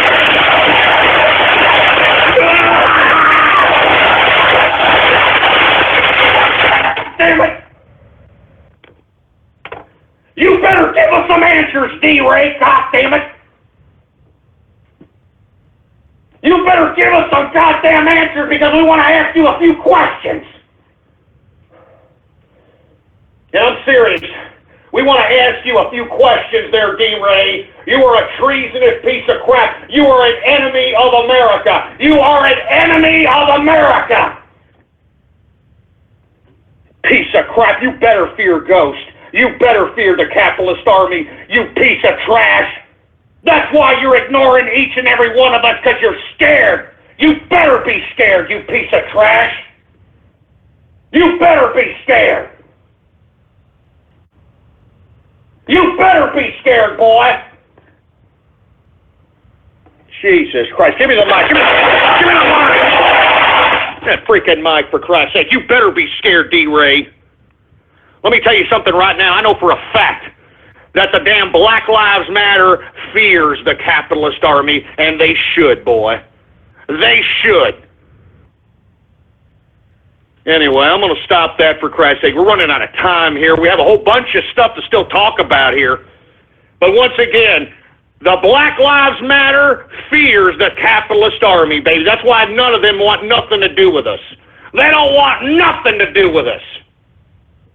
That's right, boy. You better back up. Back the F up. Back the F up. Anyway, now that, we got that out of the way a little bit, because I'm telling you this right now, this idiot D-Ray, he belongs in effing jail, all right? He belongs in jail for this type of activity as far as I'm concerned, all right? And let me tell you, D-Ray, we know where your daddy lives. We know where your other addresses are. All right? We know where you stay. So if something happens, all right, if something goddamn happens, we know who to blame, all right? We know who to blame, baby, all right? We're just going to go down there and ask you a few questions on why exactly you wanted martial law. That's it. That's all we want. You know, we're not threatening violence against you there, D-Ray. You're the one threatening violence on the whole United States of America. So that's why I'm saying, D-Ray, you better fear the capitalist army. We're not done with you yet, boy. We're not done with you yet. So you sit there on your stupid little high horse thinking that these people at the Department of Justice and Obama are going to save you. They could care less about your stupid ass. You understand that? I mean, you have already jeopardized the integrity of their operation. So you think they're going to come and save your stupid idiot ass? Hell no. By coming and saving you validates the statements that you were found to have made in your private messages in your goddamn Twitter. All right? So I'm calling you out, D-Ray. All right? What you going to do? Huh? What you going to do now? You going to keep ignoring us? We ain't going to stop. We are not going to stop. So come and get some, D-Ray. Huh? You think you're all hardcore trying to advocate violence? Look who's scared. Look who's running scared now, jerk dick. Black Lives Matter fears the capitalist army, boy. Anyway, for you folks that are still in shock about the Orlando attack in Florida and are still backing up this treasonous immigration policy that even John Turncoat McCain said today that Obama is directly responsible for this damn Orlando shooting. Man, even John Turncoat McCain is saying that Obama is basically involved and basically is responsible for this Orlando Islamic terrorist act. And I believe it too. I believe he is, for Christ's sake, all right, boy? I believe he is. Anyway, folks, continuing on with the treasonous immigration policy of the Obama administration, and let's not forget Paul Ryan and his lackadaisical approach to House Speaker. He allows Obama to do this. He's the one that signed off on the Omnibus bill, which gave Obama the money to bring in these damn wild Yehudis into the country, for Christ's sake. And then he goes on Bill O'Reilly with excuse after excuse after excuse, even though Bill O'Reilly is calling the stupid dumbass out. Man, what are you idiots in Wisconsin doing? Vote this stupid half a fruit out of office and put him in the unemployment line where he belongs. He's a piece of trash. He's a liberal piece of scum. Old Paul Ryan. But anyway, Obama's immigration policy, since the Orlando attack, folks, since the Orlando attack, Obama has brought in 441 Syrian refugees into the United States. Huh? Are y'all going to still hold hands? Love is love, huh? I'd like for you folks that are out there in the LGBTQ community that are still backing up this liberal trash, I'd like for you to house a couple of these damn Syrian refugees and see if you survive the week. You understand that? Yeah, since the Orlando attack, 441 Syrian refugees have been admitted to the United States of America. Huh? How safe do you feel now, boy? How safe do you feel now? And I've been telling each and every one of you liberals, take a look at what's happened to Europe, you dumbasses. Take a look at what's happened to Europe. Take a look at what's happening to Germany. They're having mass raping, for Christ's sake. They're rearranging their whole culture. They've got Sharia law in some aspects of Germany. So that's why I'm telling you, folks. Y'all want to continue to... Oh, love is love, and we can defeat ISIS with love, and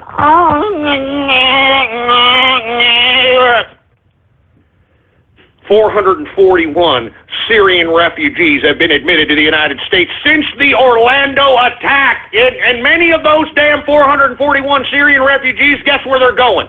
To Florida! To Florida! Huh? This is the liberal regime right here. This is Obama. This is Hillary Rotten Clinton. This is what you liberals wanted. What's happening in Europe? This is what you liberals wanted. You people are destroying America. You people are destroying this country. And don't think that we will forget about this. By God, don't you think we will forget about it. And meanwhile, folks, while you've got this situation happening as it relates to Islamic terror. And let me tell you, for you folks that are going to continue to say, oh, not all Muslims are terrorists.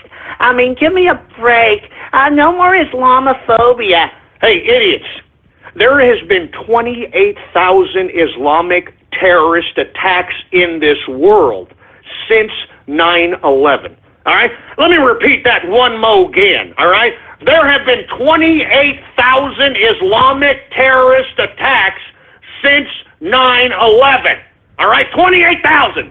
That's almost a terrorist attack a minute. Yeah?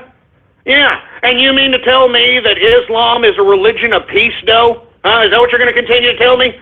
Islam is a religion of peace? Are you going to be like this treasonous president and say that it's America's fault that this asshole went wild Yehudi out there in Orlando, Florida? Is that what you're going to do? You're going to be like the president? You're going to be like this scumbag, liberal, treasonous president and blame it on America? Shame on you that do that, boy. Shame on you. I'm telling you, what is it going to take for you stupid liberals to finally realize that the policies of this damn administration is purposely destroying this country?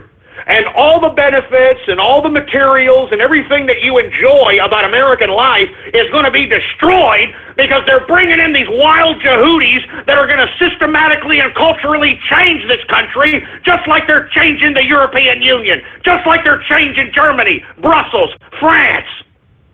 This is a systematic social engineering plan by these disgusting, filthy, leftist, liberal, treasonous pieces of garbage. I mean, the model is there in Europe, boy. But meanwhile, while the left is trying to blame us, you've got a senator, some asshole, out there in Connecticut, the home of Sandy Hook. All right, and if you haven't done your research about Sandy Hook, please watch the documentary. Let's talk about Sandy Hook. All right, please watch that documentary. It's long, but pay attention to all that evidence that shows that what the hell they said that happened out there was a bunch of crap. But this liberal, Chris Murphy, he had a filibuster yesterday on the floor of the Senate as if he was a holier-than-thou piece of trash, blaming the Second Amendment, blaming law-abiding citizens for what happened in Orlando. And let me tell you, the capitalist army decided to do some research on old Chris Murphy, and let me tell you something right now. This is one disgusting, crooked son of a bitch, all right? This idiot is utilizing the politicization, Jesus Christ, I'm so pissed off, I can't even say it, the politicization, Jesus, I can't even say it, politicization, excuse me. He's politicizing the goddamn Orlando shooting. Jesus Christ, man. I mean, these people got me so pissed off that I'm stumbling, mumbling like a freaking jerk out here because I can't believe that liberals are getting away with this crap, and you've got the mindless American public, the idiot American public, falling hook, line, and sinker for this crap. Everybody thought Chris Murphy was some big-time to-do because he was out there on the damn Senate floor filibustering because, oh, we need gun control. Oh, yeah? Well, I tweeted an article in which he has no problem with the Palestinians bombing women and children. You know what I mean? No problem with doing that. Although, when it comes to law-abiding American citizens practicing their Second Amendment constitutionally protected right, this liberal scum has a problem with it. He wants to filibuster it, for Christ's sake. He wants to take our rights away from Americans, for Christ's sake. And moreover, folks, what I found very, very interesting is that Chris Murphy, Senator Chris Murphy, he is an avid speaker at this, what the hell is this damn organization called? CARE? Have y'all ever heard of this damn organization, folks? If you're not familiar with CARE, the Council on American and Islamic Relations, I'd strongly advise you folks to get yourself aware about this organization because, folks, Mr. Chris Murphy constantly speaks at this particular organization. And you see, folks, it wasn't that long ago when the FBI labeled this organization as a front, as a financial front for Hamas. Huh? Oh, isn't that great? The FBI labeled this particular organization a front for Hamas. All right? And that's why I'm saying, folks, I mean, this is the guy who's filibustering for goddamn gun control. Some son of a bitch that has no problem dropping bombs on women and children, and yet goes and speaks as the Council on American and Islamic Relations that has been labeled by the FBI as a front for Hamas. I mean, this guy has no problem speaking in front of these people. It all comes clear now, right? This is another American hater, all right? Chris Murphy, you're a piece of liberal scum trash. You're liberal scum. You're a piece of garbage. And moreover, folks, you're a typical quintessential liberal scumbag, all right? Chris Murphy, this senator that filibustered yesterday on the Senate floor for so-called gun control, who has no problem speaking in front of the Council on American and Islamic Relations, which has been proven by the FBI as a Hamas front, for Christ's sake, all right? This idiot, if you take a look into his background, this asshole, this son of a bitch, Chris Murphy, and I'm calling you out, you damn liberal scum, all right?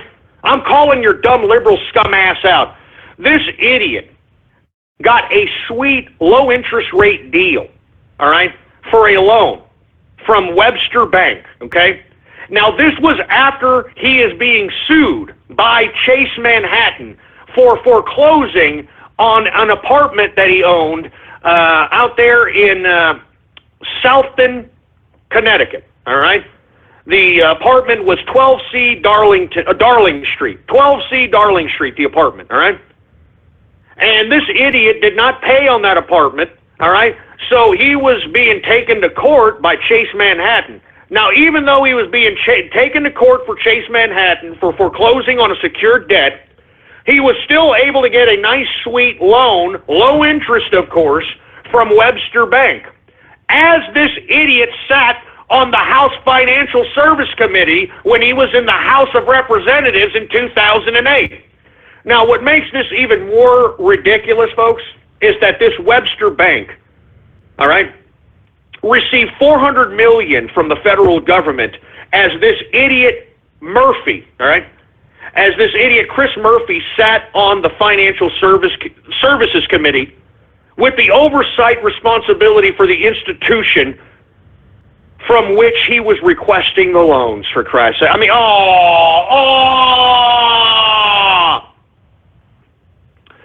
the sweetheart loan deal that Murphy got was a loan below market value at a rate of 4.99%. I mean, give me a freaking break, man. I mean, these are the people that are supposedly, hopping on the social justice bandwagon and attempting to be the holier-than-thou liberal scum asshole. And he's going to utilize this, time to filibuster to make himself look like some champion for Americans or something. This guy is trying to take away our constitutionally protected Second Amendment rights, and this idiot can't even pay his own mortgage. And this idiot can't even pay his own mortgage, and he was sitting on the Financial Services Committee. I mean, do you understand liberal hypocrisy? Do you understand liberal hypocrisy? This was the idiot that was on the floor yesterday of the Senate filibustering like he was a holier-than-thou liberal piece of trash. And the same bank that gave him a sweet little low, below-market bank rate value loan of 4.99%, he was in charge of the Financial Services Committee, all right? Well, he was on the Financial Services Committee, and gave the bank that gave him a sweet loan $400 million in bailouts, huh? Oh, isn't that great, folks, huh? This is liberalism right here, right? This is liberalism, baby. Woo! I'm telling you, what a bunch of trash. And let me tell you, I want to tell the people that are out there yelling at me saying, get to Radio Graffiti, the more you tell me that, the more I'm not going to do it. So keep telling me that. I'm not going to do it, you asshole, all right? So keep telling me that, all right? I'll keep going. How you like that, you stupid scumbags? Anyway, I'm going to continue going. We got a lot more on Chris Murphy, where that comes from, baby. Believe me. All right, so stay tuned. Stay tuned. We're live every Monday through Friday, 4 p.m. Central Standard Time. There's a lot more dirt where that came from. Now, since we were just talking about D-Ray and the Department of Justice, the FBI tried to allude to the fact that, we should not necessarily ban gun sales from those on do-not-fly lists.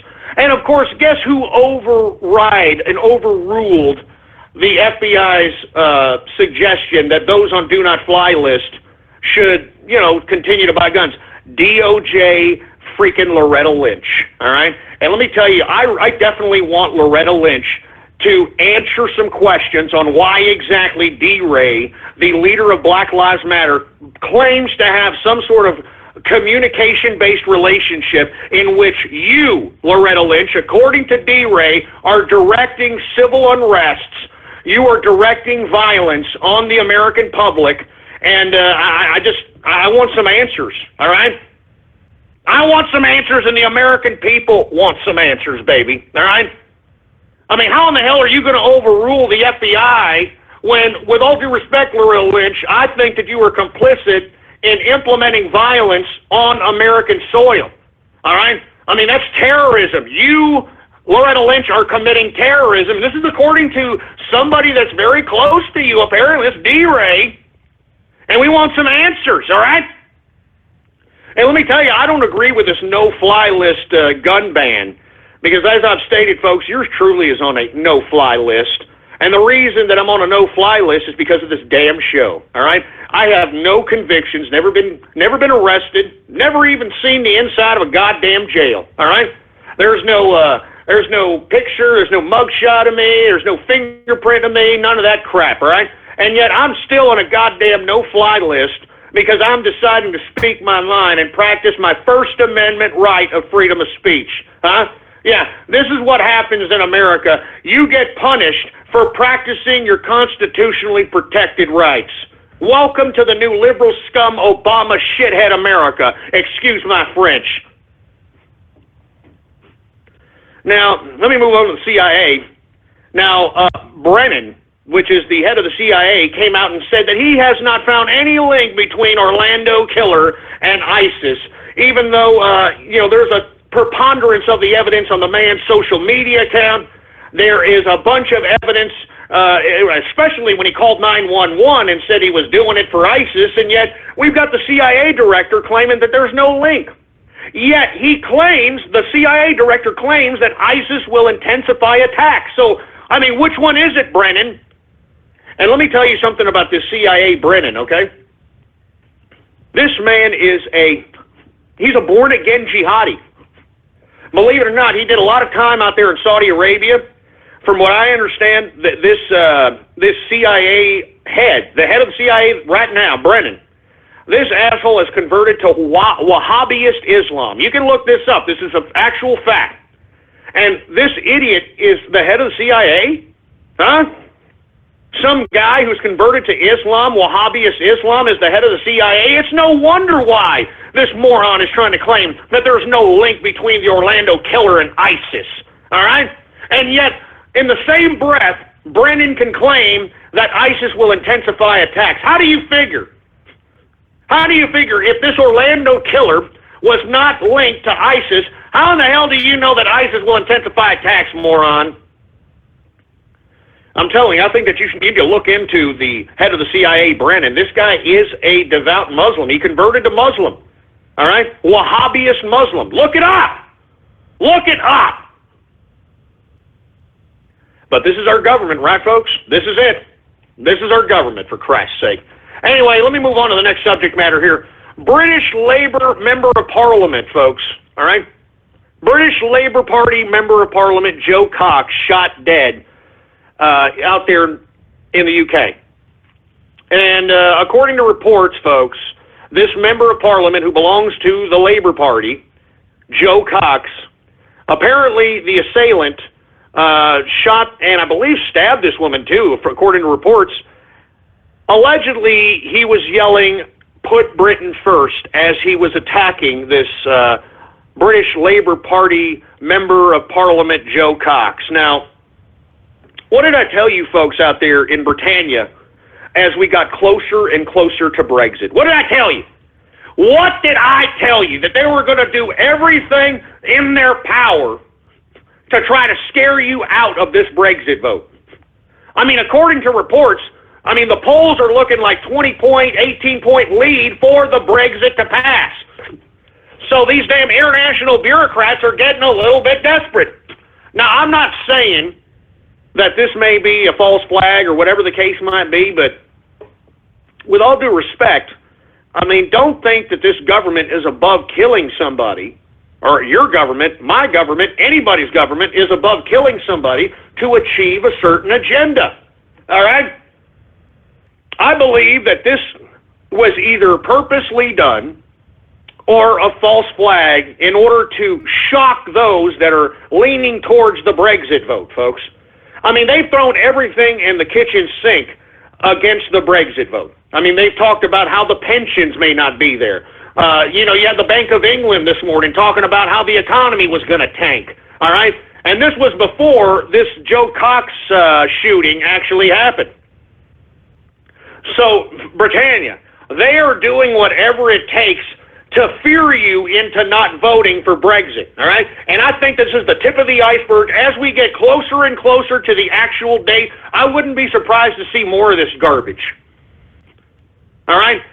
Now, with all due respect to my folks in Britannia, I've read in certain aspects of media that claim that this Brexit vote is a non-binding vote. Now they're trying to claim that even if it passes, it's a non-binding vote, and that, Parliament can basically, just nullify it because that's what it was initially. It was a non-binding vote. So once again, folks, they're pulling out all stops to stop this Brexit situation from happening. And I think that you folks in Britannia need to wake up and start realizing and not celebrate too soon. All right? Don't celebrate too soon. Do not underestimate the power and the desperation of bureaucrats. Remember, the bureaucrats have at their disposal unlimited amounts of funds and resources to get whatever they want to get done. And that's what I'm saying, folks. This is just the tip of the iceberg. This British Labour Party member of Parliament, Joe Cox, being shot dead as the attacker yelled, "Put Britain first." Don't think that there isn't going to be any more situations of this nature. Because in my personal opinion, I honestly believe that they are actually pulling out all goddamn stops to make sure that this Brexit vote does not become a reality. All right? I mean, this is scary times, folks. I mean, Britannia is going through their own situation. You've got America over here going through all this wild Yehudism. You've got Germany barely able to survive, for Christ's sake. You got France under martial law. I mean, good God, man. I mean, where are we going from here as the world turns, folks? Where are we going from here? Jesus Christ, folks. I'm not kidding around, man. This is serious business out here, and I strongly advise everybody to start taking life a little bit more serious, all right? Now, let me get to this last part of the broadcast, and then we'll get to Radio Graffiti, if I feel like it, because I really don't feel like it. I don't like these assholes telling me what to do on Twitter. I don't like it. You understand what I'm saying? All right, I do what I want to do, when I want to do it, how I want to do it, when I want to do it. You understand me, boy? What do you think, I'm going to listen to a bunch of stupid internet losers or something, and what, listen to you? For what? For what? Sorry, sacks of crap, for Christ's sake. I'm sitting over here. You people are lucky that I even grace you with my presence every day, for Christ's sake. Do you understand that, boy? Do you understand that? I can be doing anything else instead of sitting here putting up with your crap. I'm serious, boy. I could be doing anything goddamn else instead of sitting here putting up with this goddamn troll terrorist.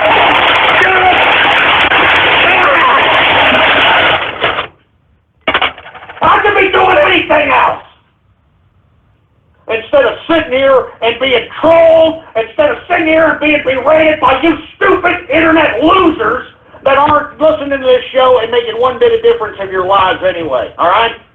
I mean, the people that are bitching about Radio Graffiti, you losers aren't making one bit of progress in your lives anyway. You're a lost cause. You're pathetically anal losers. And why in the hell should I oblige losers? Can you explain that to me? Can somebody explain that? Why in the hell should I oblige a bunch of internet losers that, you know, here I am. I'm shooting pearls to you losers, and you people don't even heed the calling. You don't even take the information and make yourself a better person. I mean, that's how pathetic and stupid the majority of these goddamn idiot trolls are, for Christ's sake, and they're shameless. Give me the mic. Give me the mic. Let me tell you something, you scumbags, all right? You people that are out here thinking that it's so cute that, hey, look at me, I'm trolling.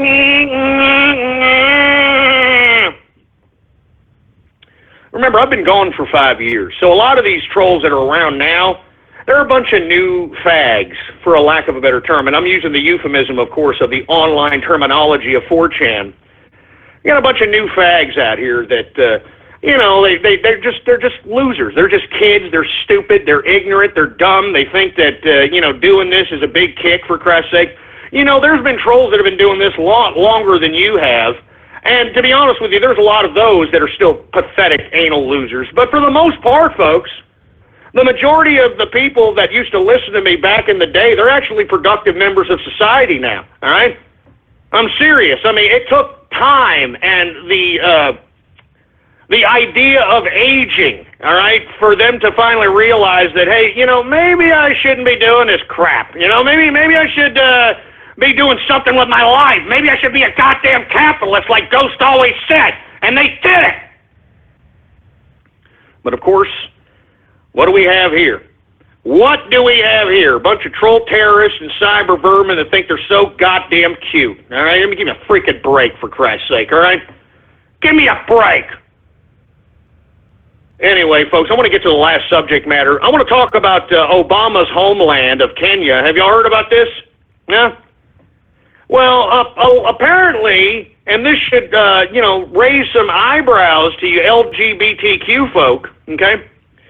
Apparently, out there in Kenya, it is illegal to have homosexual sexual activity, all right?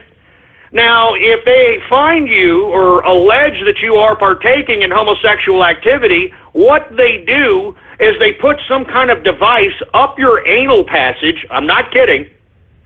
They put some device up your anal passage to see if there had been any kind of breach of your orifice, okay? I'm not kidding around. This is not a joke. All right?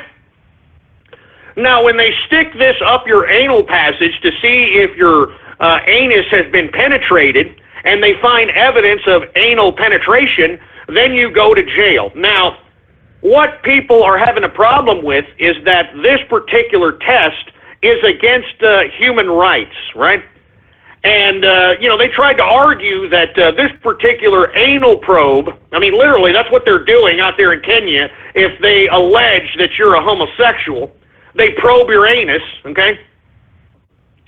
And when they probe your anus and they found out that, you know, you've had some anal breaching, to say the least, then all of a sudden, you're convicted of homosexuality.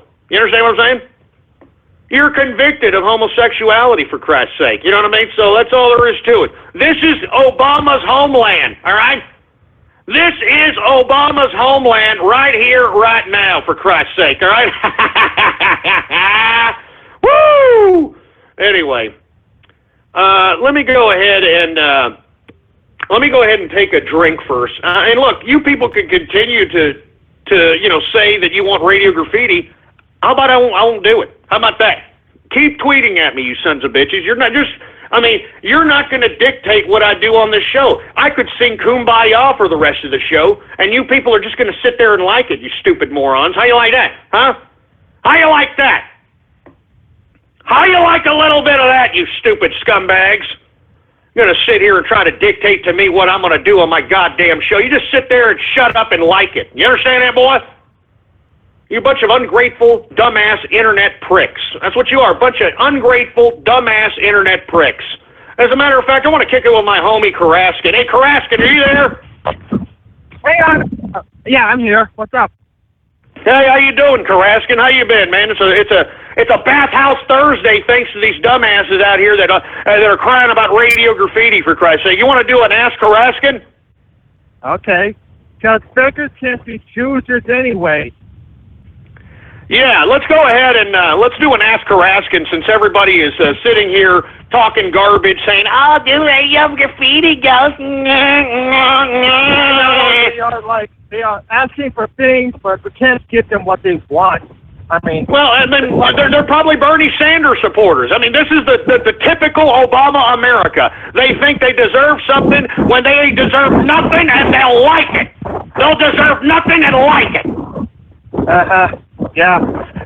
Anyway, let's go ahead and do some Ask Karaszkin. This is everybody's favorite part of the broadcast, where when I call on your area code, you have exactly 5 to 10 seconds to ask Karaszkin anything that you want, all right? So once again, here we go. 848 Ask Karaszkin.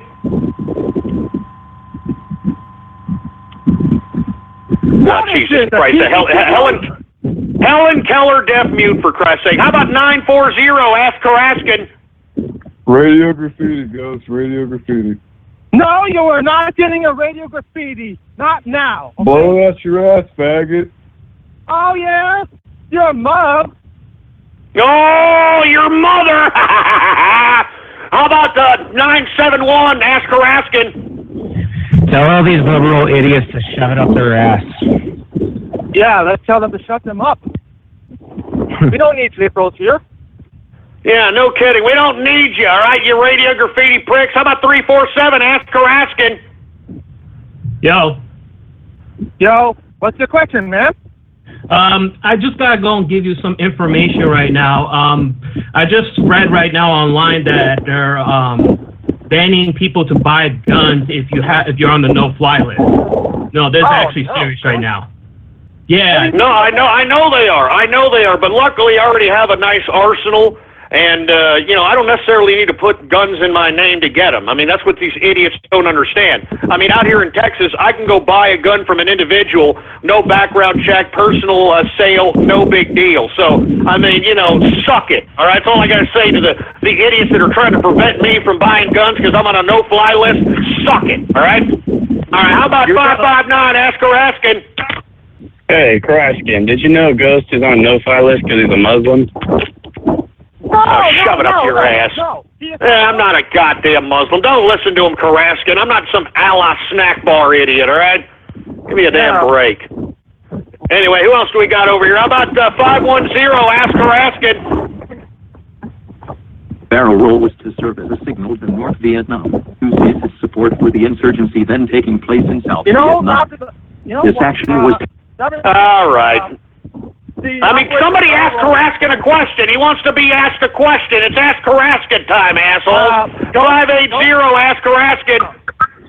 Hey, Karaszkin, I was just going to say that you are just as cringy as the Teutonic Plague. What are you talking about?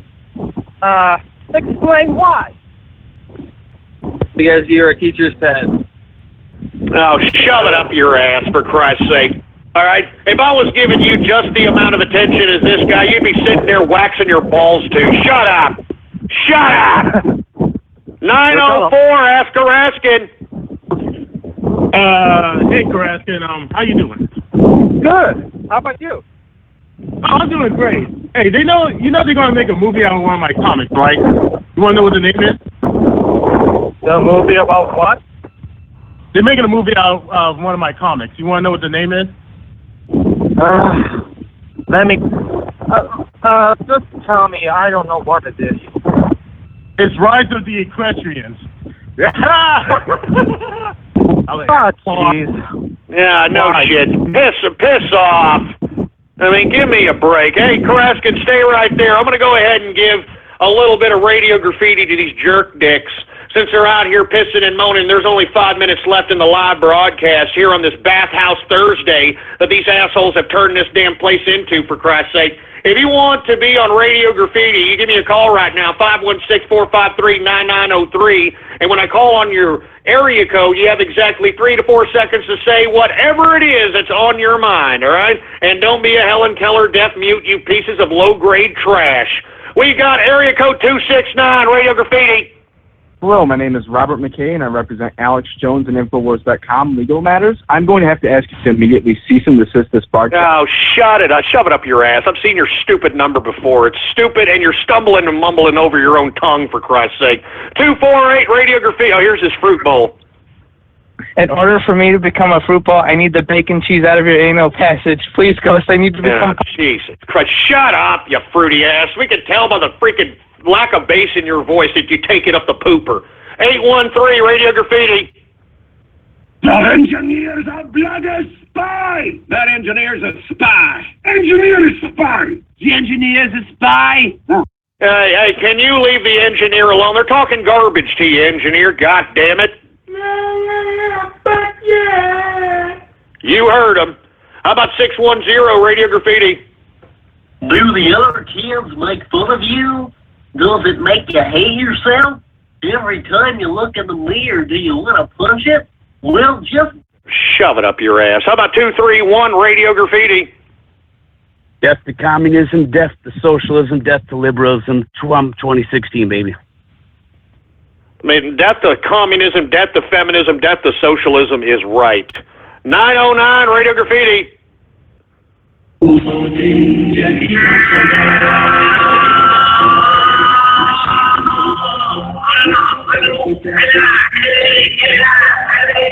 Shut up, for Christ's sake. Don't put me with wild Jehudi music, all right? 469 Radio Graffiti.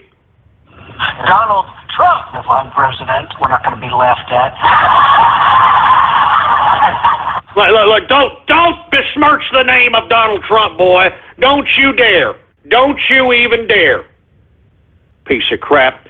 We got area code 480 Radio Graffiti. Hello, Ghost. I have a problem on my hands right now because you're a really manly man. Is that right? I can't even understand you because you're a cheap-ass Obama phone, and it sounds like you're trying to deep-throat the son of a bitch as well. 779 Radio Graffiti. Freaking Helen Keller, deaf mute jerk dick. 352 Radio Graffiti. Karaszkin, if you're going to be a Browns, at least get a better phone. It sounds like you're calling from the goddamn hurricane. Hey, what are you talking about? He's outside walking the park, all right? Leave him alone, all right? He likes to take walks in the park. All right, 818 Radio Graffiti. Hey, Ghost, Alex Jones stole your idea for Radio Graffiti. He was calling, yesterday I was listening to his broadcast, and he called it Globalist Radio. No joke. He didn't. And hey, I know this, man. I'm telling you this. Alex Jones has always ripped me off. He's been ripping me off ever since I started this broadcast. 971 Radio Graffiti. Oh, Jesus Christ! Shut up. 973 Radio Graffiti. Hey, Ghost. You know a bunch of trolls are like doing like whatever you do on Twitter shoutouts. All you have to do is just like whenever you see a troll name, just don't say it. Just don't say it. Well, that's actually a really good idea. I'm going to try that next time. Thanks a lot, man. We got area code, how about 215, Radio Graffiti? Do I smell soiled baby diapers?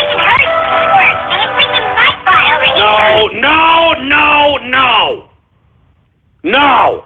705, Radio Graffiti. Hey, Ghost, it's Pet Canadian Spartan. How you doing today? How you doing, man? I actually wanted to say something about, you know how you say Canada and whatnot? I'm not judging you for how you pronounce it. You know how America is spelled like America, like American?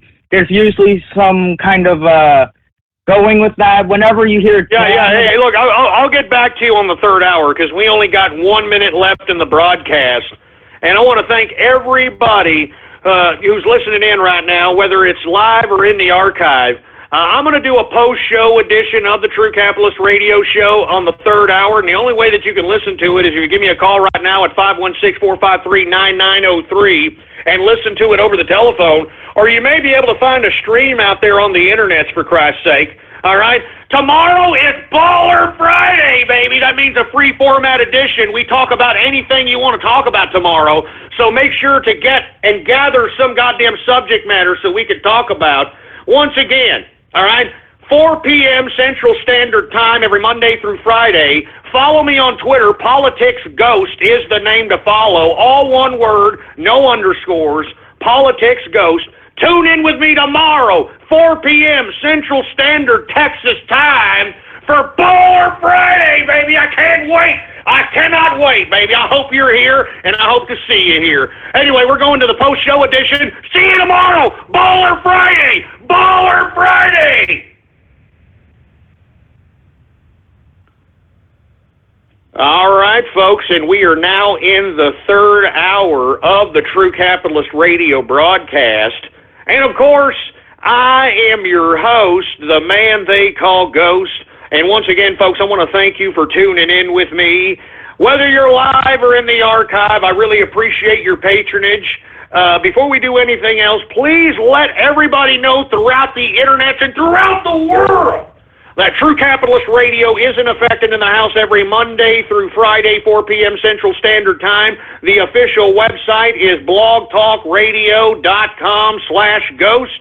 That's blogtalkradio.com/ghost. Now, I'm going to take a little bit of time here because I didn't get into the fullest extent of me going off on false flags and how it is 100% legal under U.S. law. Now, I did talk about how it was legal under U.S. law. I read the article that was put out by Foreign Policy magazine in which it states that they brought back state-fund, state-run type of media propaganda, and that does encapsulate false flags, folks, okay? I mean, why do you think that this media, that's the talking head media on the boob tube, is a state-run media? And I'd also like to point out that this particular law of legalized government propaganda in America came 5 months before Sandy Hook, all right? Just telling you, I'm just letting you know, okay?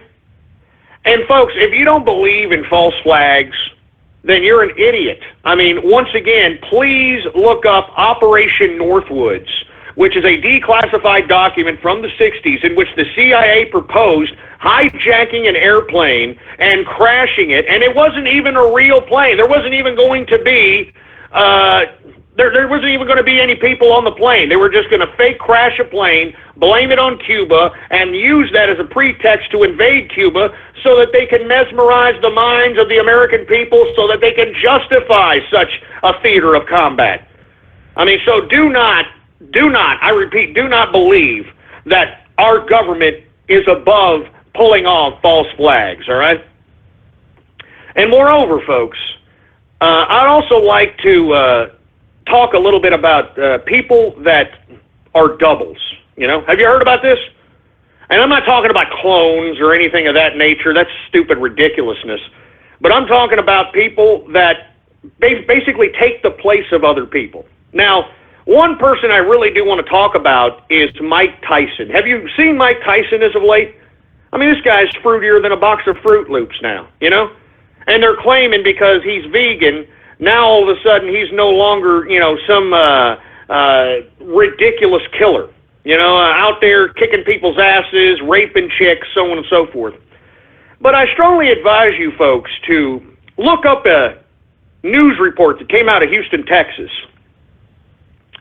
A supposed Mike Tyson double, all right, was allegedly accused of sexually assaulting a woman by luring her, and it's the same M.O. as the original Mike Tyson in the 90s when he got convicted for rape the last time. The same M.O., okay?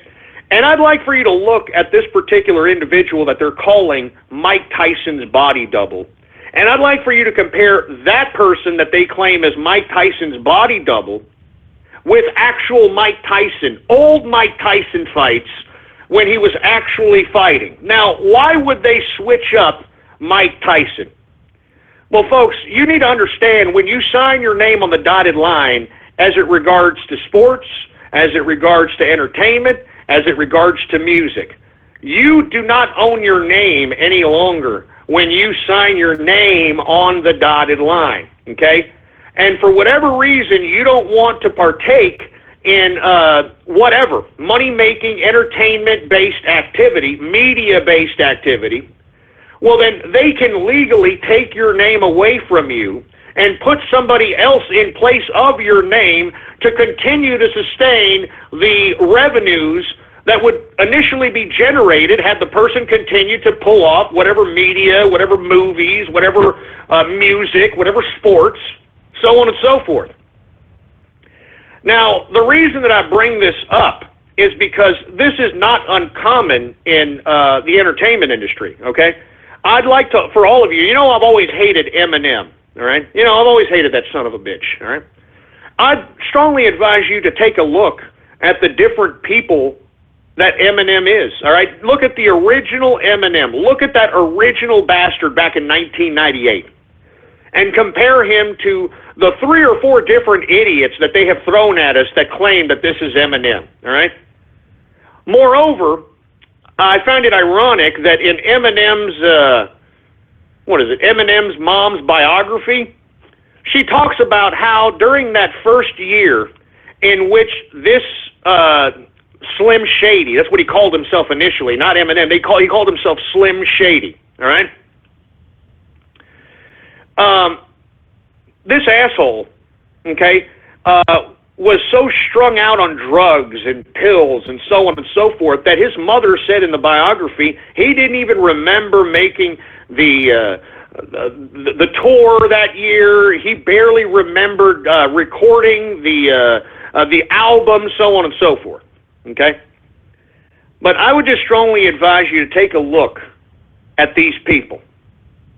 Now, why would they do this? Money, folks. You think that the original Eminem from 1998, you know, after the drugs and, you know, the chick crap and the media hype and Dr. Dre, and, you know, that's another thing, too. Dr. Dre's an evil son of a bitch, all right? I guess he took his cues from Suge Knight, and he thinks that he can implement this son of a bitch as well.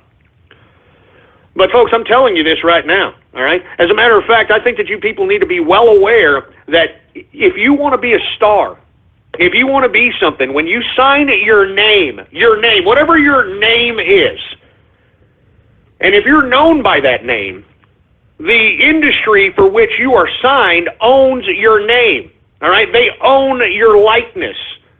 So if you decide that you no longer want to partake in the revenue-generating mechanism, whether it's movies, whether it's music, whether it's sports, whether it's just general media, the powers that be in Hollywood will replace you with somebody that looks like you so that they can continue to make their goddamn money.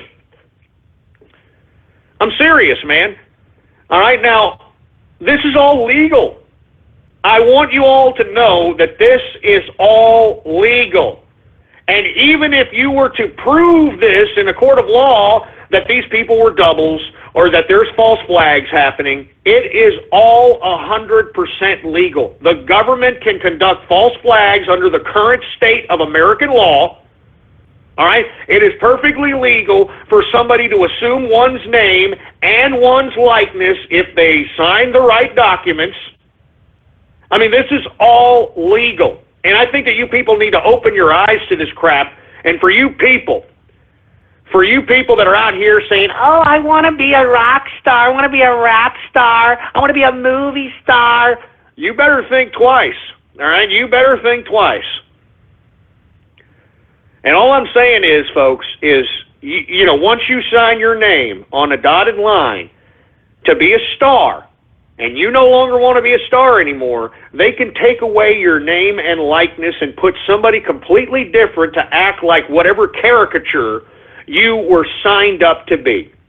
I mean, don't you find it ironic that one stupid song by Eminem, will the real Slim Shady please stand up? Please stand up? Please stand up. Do y'all remember that? Huh? Y'all remember that? Y'all remember he had all those lookalikes around him? Do you all remember that MTV Music Awards where he got all these lookalikes around him? He's mocking you. The damn industry is mocking you losers. It's mocking you losers, man. And moreover, doesn't anybody find it ironic that all these black rappers give Eminem praise as if he was dead?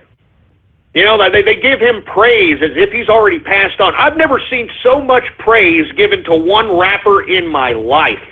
Especially a white rapper from other black rappers. Maybe they know something we don't. I mean, take a look at all the rappers that have given props to Eminem. The only people that I have found that have not given props to Eminem has been Cassidy and some other lowlife that no one really gives two rats' asses about. All right, I'm serious. All right? Everybody else thinks that Eminem is the greatest of all time, the greatest rapper of all time, so on and so forth. So once again, folks, I strongly advise you all to be very aware, whatever this goddamn boob tube or whatever the news media tries to shove in our face. In this day and age of camera phones, of cameras being everywhere, if we don't have any kind of goddamn camera footage of any kind of events, then, you know, come on, man, something needs to be done. I mean, something is strange. Something strange is afoot, all right? I mean, you know, the only Snapchat footage that we have been able to find of the Orlando shooting is of blurry-ass images and of sound effects in the background with no evidence of any kind of real, actual blood, shooting, spattering, nothing of that nature. I mean, we live in a day and age now where camera phones are in HD, man. You can make a movie on camera phones now. And you mean to tell me that, you know, these gays at this nightclub weren't out Snapchatting, they weren't on Facebook mentions, they weren't on Periscope, you know, they weren't doing this kind of crap? Give me a break! That's what I'm saying, folks. You need to take all the evidence of any situation that they try to throw in our face, and you need to question it. You understand that? You need to question everything. Everything! And that's what I do, folks. I'm not going to sit here and allow these boob tube mainstream media idiots to tell me what the truth is, all right? You understand that? I'm not going to let them tell me what the truth is. I mean, in a day and age where we're so connected, where we have freaking camera phones that can literally film movies on them, and all we have for this damn Orlando shooting is a bunch of blurry-ass freaking camera phone images. I mean, give me a goddamn break! And take a look at all the caricatures involved in the interviews. I mean, these people are laughing. These people are smiling. I mean, look, everybody always says, well, no, everybody grieves differently. Oh, yeah? How would you react, all right? How would you react if you saw people getting mass murdered and slaughtered, all right? And you heard the pains and the groans of people. I mean, we talked about this the other day. I was telling you folks, you don't even know what it's like to kill your own food. Have you ever killed your own food before, folks? Have you ever sliced the neck of a cow in order for you to get a cheeseburger and a steak? Have you ever looked into the eyes of an animal as you kill it so that you can eat it? I mean, do you understand? That is the premise of this life. The premise of this life, regardless of what you holy rollers want to believe. The basis of this life is to kill and eat another living organism in order to survive. Now, I know you little fruit bowls like to claim, well, I'm vegan, Ghost. I don't kill anything. Oh, yeah? Did you know that plants can feel pain too, you dumbasses? Huh? Yeah, there's been scientific proof through audio frequencies that can't be heard through the ear of the human ear, that is beyond the frequency range of the human hearing, that when you cut vegetables, fruits, that you can actually hear and detect a scream in these particular fruits and vegetables. I know it sounds silly. I know it sounds stupid. Look it up for yourself if you don't think that. It's on YouTube. All right? where they take the actual sounds that is perceivable through a supercardioid microphone that is high-frequency dynamic range. They put it towards these different fruits and vegetables and start cutting. They actually hear a sound emanating from the damn vegetable, from the damn fruit. Now, why do I bring this up? Because I keep telling you idiots that this world, the basis of this world, is for something, regardless of what living it is. It could be a living plant. It could be a living insect. It could be a living anything. A cancer tumor, all right? What do you think a cancer tumor is? It's eating you. It's eating the inside of you. It's turning your inside organs into liquid shit. Every living organism has to kill and eat another living organism in order to survive. And that's why I'm saying, for you folks, have you ever seen a pig die before? It's one of the most gruesomest things I've ever seen in my life. All right? Have you ever seen a cow die before? Huh? Have you ever twisted the head off a damn chicken and pulled it off and watched the damn chicken continue running without its head? Huh? No, you haven't, have you? No, you think life is but a dream, don't you? Huh? You think life is so perfect and that God is going to open up his pearly white gates to you because you pray to him every goddamn night, huh? You think God gives two rats' asses about you praying, huh? Do you think he cares? Because if he cared, why do these evil idiots that are in charge today run amok? Huh? Why do they run amok? Why does God allow these people who are in charge of murderous wars, disease, famine, so on and so forth? Why does God allow these people to run amok? I mean, that's all I'm saying, folks, all right? Now, I'm digressing a little bit, but the reason I brought up, have you ever killed your own cow? Have you ever killed your own pig? Have you ever killed a chicken? Have you ever killed a turkey? Have you ever killed anything with your bare hands and then you had to eat it a few hours later? All right? Because, folks, that is disturbing enough. I mean, if you've never seen a pig killed right in front of you and then it's cut up and then, you know, they throw the ham on a goddamn skillet and you have to eat it and like 3 or 4 hours later, for Christ's sake, that's a whole other different dynamic of consuming food, all right? I mean, you know, you have to become so desensitized by killing animals that, you know, you start realizing. You start realizing that, hey, well, this is life, isn't it? Huh? This is life. I mean, give me a break, man. I mean, seriously, give me a damn break. And you mean to tell me that these people out here at this shooting can smile the next day after they supposedly saw human life dying, you know, screaming? Have you ever seen a human being suffer in death? You'll never forget it in your life. You understand me? Have you ever seen somebody die? And I'm not talking about dying because they're of disease and they're in their bed and they're surrounded by their families and so on and so forth. I'm talking about somebody who's gotten stabbed. I'm talking somebody who's gotten shot. And you see them right there bleed to death. You see them right there, you know, just completely suffering. You know what I'm saying? You mean to tell me the next day you're going to be able to go on the news and crack a smile and think that everything's okay and describe it in such a nonchalant fashion? I mean, give me a break.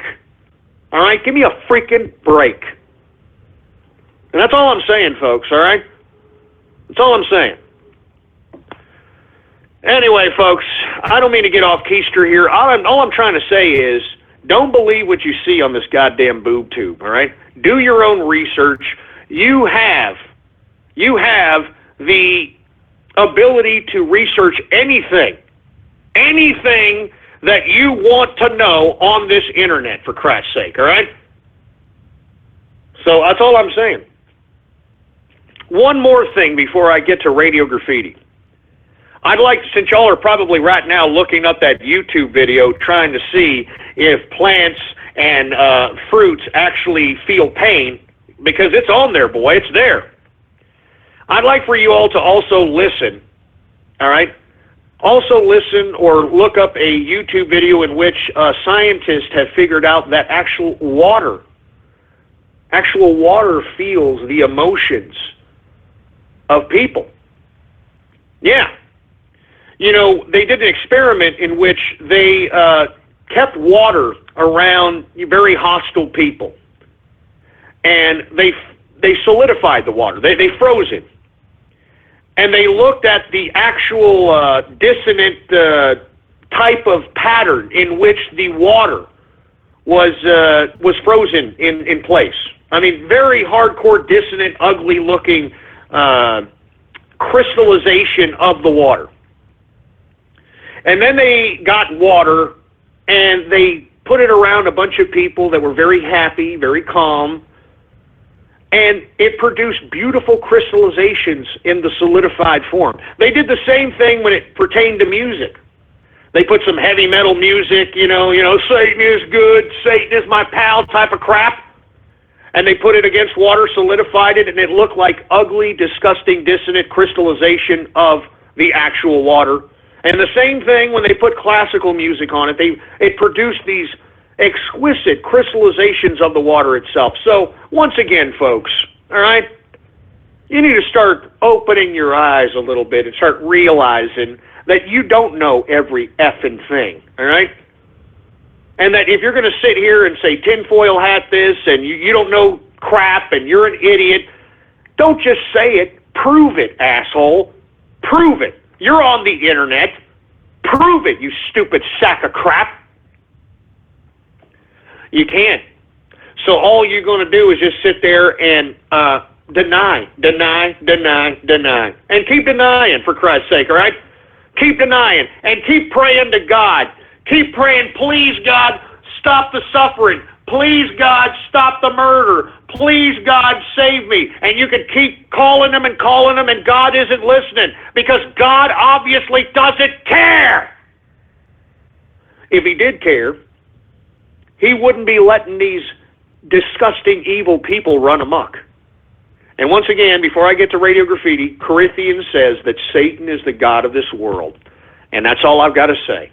That's all I've got to say. Anyway, I want to take some calls of Radio Graffiti, and then I'm getting the hell out of here. And then we're going to get to some Baller Friday tomorrow. Once again, I implore you to please spread it around like wildfire that True Capitalist Radio is in effect in the house every Monday through Friday, 4 p.m. Central Standard Time. blogtalkradio.com/ghost is the official website. Every one of my episodes that I've ever conducted is there for free to download all the time, baby. All right?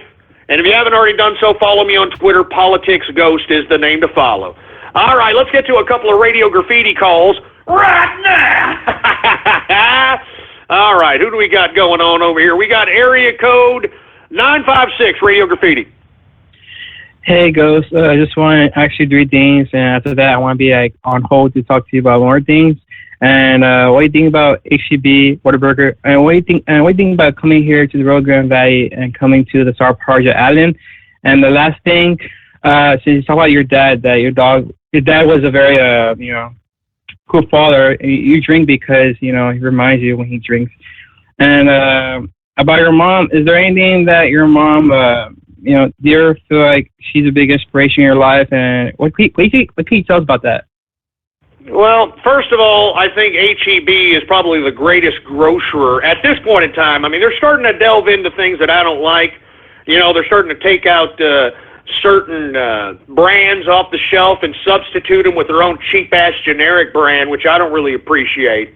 But I still appreciate their beef. They got great beef. They got great seafood. Great supermarket, man. I'll always give my business there as opposed to goddamn Walmart. I'll tell you that. Whataburger, I'm telling you, Whataburger is probably the best burger joint on the planet, all right? I mean, I will never pass up a damn Whataburger. I'm not joking around. I mean, great goddamn burger. I'm glad that it's a Texas company, and it's not a corporation, folks. That's still owned by the same family that created it back in the 1950s out there in Corpus Christi, Texas, all right?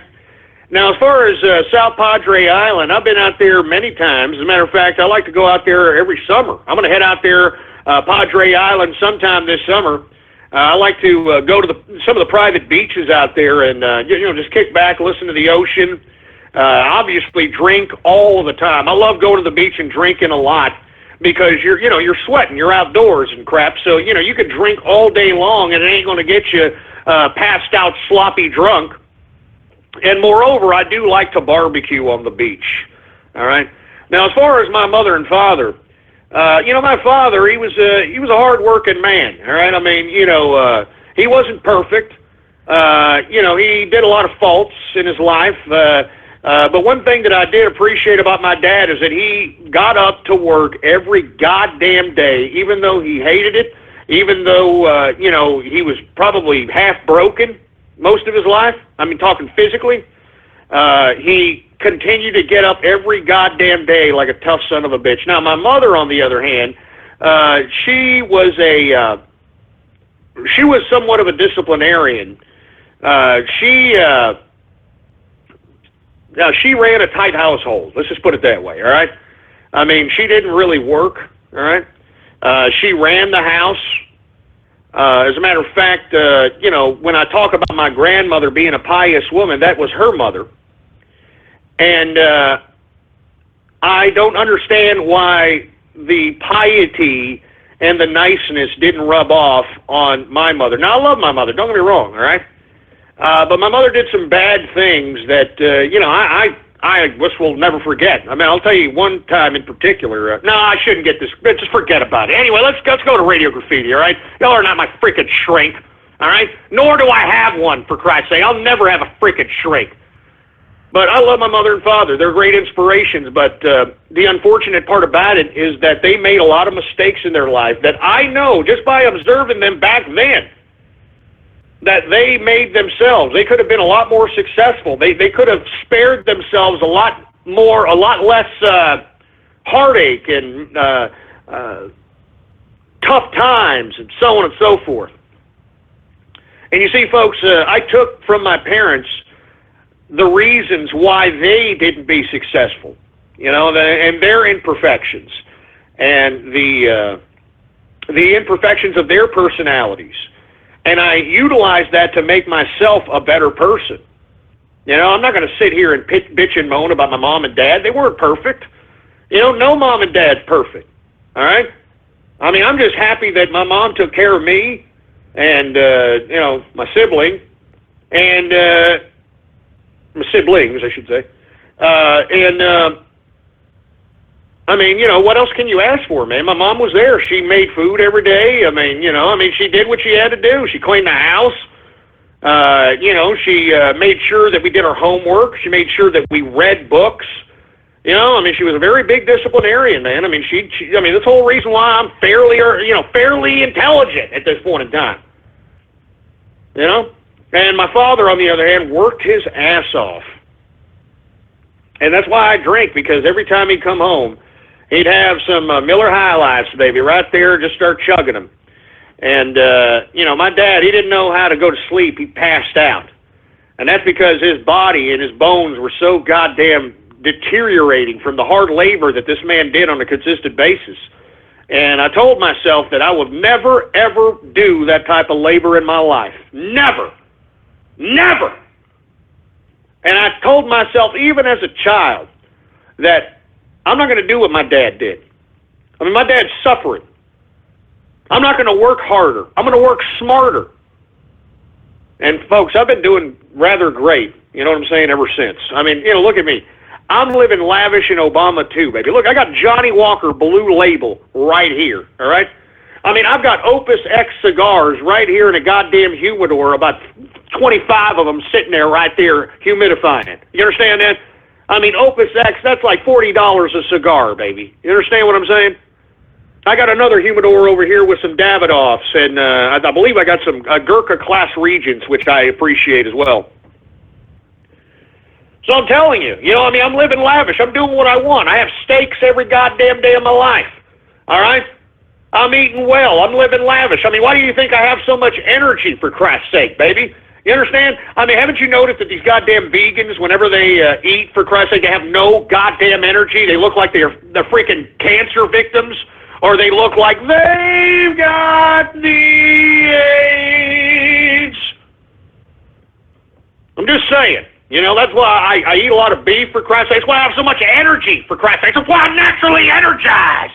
That's why every time I do this show, baby, I mean, you can feel the energy. You can feel the passion. You can feel the fury. Now, let me tell you something right now. It's all because of eating beef, and I'm talking medium rare beef. I eat a stick of butter a day to keep the doctor away. And let me tell you, if y'all haven't found Joel Wallach, if y'all haven't heard of this man, then I strongly advise you to go to YouTube and look up Joel Wallach and listen to his lectures and learn that what these idiots that are out in the health industry are telling you is a complete and utter lie, all right? And this is a guy that's approaching 80 years old who eats a stick of butter a day, who eats, like 8 to 10 eggs a day? Yeah, 8 to 10 eggs a day. Now, somebody would say, well, wait a minute, that's a lot of cholesterol, Ghost. I can't believe, how can he live to be 80? Folks, 97% of our brain is cholesterol, you idiots, all right? I mean, why do you think this Alzheimer's epidemic is happening? Because of statin drugs that supposedly lower your cholesterol. Alzheimer's is a man-made disease. I mean, it makes sense, doesn't it? You take these statin lower cholesterol drugs, your brain is 97% cholesterol. If you prevent your body from absorbing cholesterol, well, your brain is going to deteriorate now, isn't it? Huh? I mean, doesn't it make sense, for Christ's sake? I mean, haven't you heard me, man? I'm out here, I mean, I'm passionate, man. I mean, I'm even more rowdy than I was back in the day. And you all heard me back in those days, in the true conservative days, man. I would clench my heart. You know, my head would hurt, for Christ's sake. Anytime I'd go into one of these episodes, for Christ's sake, I'd be breathing hard. You don't hear me doing that anymore. You want to know why? Because I changed what I do. I changed what I consume, for Christ's sake. I'm not listening to this health industry. You know that the average doctor lives to be 57 years old? That's a fact. The average doctor lives to be 57 years old, and we're supposed to listen to these pieces of crap as it relates to health? Give me a break. Anyway, let me move on to some more Radio Graffiti before I go more off keister here, all right? Good question, by the way. You got area code 435, Radio Graffiti. Dear Blog Talk Radio, fix your fucking Skype system, goddammit. Sincerely, Brony Drumming. Yeah, well, too bad. I don't think they're going to do it, all right? Now, I hope they don't, because this has actually been a rather decent Radio Graffiti, all right? Now, I feel bad for some of the people that are off, like, in Europe or in Australia or New Zealand, or I've got some people in South Korea that listen to me, Japan, Latvia, believe it or not, Russia. So, I mean, I feel bad for those folks who potentially want to call in and they could use Skype to do so, but other than that, I have no problem with it. I have no problem with it whatsoever. We got area code 412, Radio Graffiti. You're still alive, surrounded by your chest. Round on goes her, and the rain will always fall down on you. Keep drowning, it's alright, it's high tide. Man, I mean, you know, look, I mean, I don't mind you doing that, I mean, but man, get a better voice, for Christ's sake, man. Can't you practice? I mean, you know, do a different voice, for Christ's sake, man. I mean, at least, if you're going to do that, try to learn how to sing. 808 Radio Graffiti. You know, Ghost, Capitalist here. I have to actually agree with you about these doctors, and I kind of want to ask you, what is your opinion about that Dr. Oz idiot? Well, believe it or not, I actually think Dr. Oz is an alternative medicine type of an individual that is dabbling. And, you know, folks, do y'all remember he was called in front of Congress because he was telling and educating people about alternative medicine. Do y'all remember this crap? I mean, you know, they're trying to hate on Dr. Oz out here. I mean, give me a break, because this man is not obliging the average medical industry. I don't like the man, I don't watch the man, but I do know that he approaches subject matters that aren't talked about in the health industry. The one episode that I did find and that I did watch of Dr. Oz, he had like 3 or 4 different women that were within the ages of like 20 to 34, I believe. Like 5 different women. All of these women had strokes, all right? Miraculously had strokes. And what Dr. Oz asked them is, said, well, do y'all have bad diets? And they said, no, we were eating healthy. I was a vegan. Another one was like, I made sure that I maintained my calorie intake, so on and so forth. And then Dr. Oz asked the $40,000 question that everybody should ask, and especially you women out there. He asked them, have y'all taken birth control? Raise your hand. All 5 of those women raised their hand that had a stroke. Huh? Yeah. Now, for you women out there, I would be strongly apprehensive in taking any of these goddamn birth controls that are guaranteeing you birth control at 1 pill for a month, okay? I mean, that is messing with your bloodstream. And the reason I'm saying your bloodstream, because women, what do you do every month? You bleed, all right? So if you take a pill that prohibits you from bleeding, what's going to happen? You're going to get clotted. Your arteries are going to get clotted. And that's why you're having an epidemic of stroke out here amongst women that are 18 to 35. I mean, you're having a huge epidemic of women having strokes. I strongly advise you to do the damn research on this. So, you know, like I said, I don't watch Oz. I'm not promoting him, but I do know that he, you know, broaches the point of alternative medicine, and I think that people need to start looking into the idea of alternative medicine. And when I mean alternative medicine, I'm not talking about kookster snake oil. I'm talking about people that have done the research, like Joel Wallach. You know, Joel Wallach has dissected like 80,000 different species. And he tries, I mean, he was, you know, contracted by several government grants to find out the causations of different animal diseases, animal ailments, and he realized that it wasn't necessarily what the animal was taking, it was what the animal was not taking. And what Dr. Wallach, Dr. Joel Wallach found out is that the majority of diseases and ailments have a lot to do with mineral and vitamin deficiencies. I'm serious. That's why I strongly advise you folks, listen to his lecture. Now, you don't have to buy his products or anything of that nature. That's completely up to you. He's not telling me to do this. I get no money from what I'm doing here. I'm just telling you about this man because I want to save your life.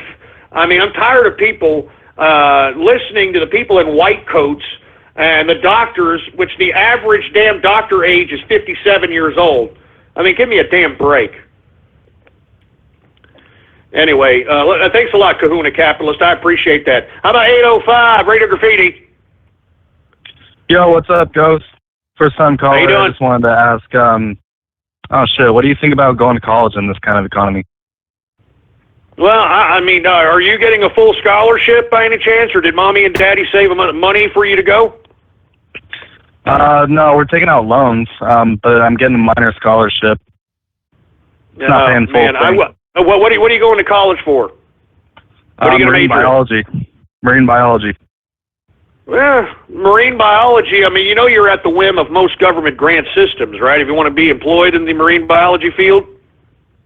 I want to do research. I want to figure out if this whole global warming thing is actually real myself. Well, I can tell you, I can tell you right now it's not real. I mean, I just read on the Drudge Report that Antarctica is having minus 115 degrees Fahrenheit temperatures, which is the coldest recorded Antarctica temperature in recorded history, all right? 115 below, all right? I mean, just imagine how cold that is. 115 below. and yet global warming is upon us, right? Did you know that it snowed on a mountain the other day in Hawaii? Here, let me go back to Kahuna Capitalist. He said, hey, Kahuna, did you hear about that snow in that one little mountain area that happened in Hawaii? You mean Mauna Kea? Yeah, I'm looking at it. Right there, snow-capped. I mean, that's unbelievable. It's June, isn't it? I mean, isn't this rather uncanny for, or unprecedented? Well, not necessarily unprecedented, but uncanny for Hawaii in June? Oh, yeah, no, I mean, it usually, like, snows around, like, the November and December time. It's usually, well, usually. No, thanks a lot, Kahuna Capitalist. I know you're in Hawaii, man, and I know that, you're well aware of Hawaiian politics and ecology and so on and so forth. But yeah, I mean, global warming is a bunch of garbage. I mean, it has been proven that the scientists are in collusion with the government because, once again, folks, how do scientists get paid? They get government grants. And how are they going to continue to get government grants if they pull off research that the government wants them to pull off? I mean, do you get this crap?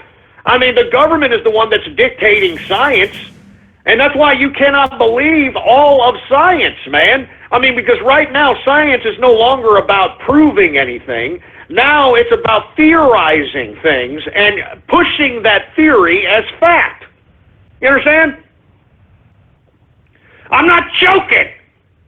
I mean, even John Kerry, when he discusses global warming and he talks about deniers of global warming, he doesn't say that they're false. He doesn't say that they're lying. He says, you're on the wrong side of history. What the hell does that mean, you're on the wrong side of history? Exactly what I've been telling you, morons. They have convinced enough people to believe in this crap that they are rewriting history. That's why I'm telling you it is this important to utilize the means of communication of the internet to help shape in the consciousness of people in America and people throughout the world. Because if you don't do it, these bureaucrats are going to do it. And they're going to utilize the state-run media to do it.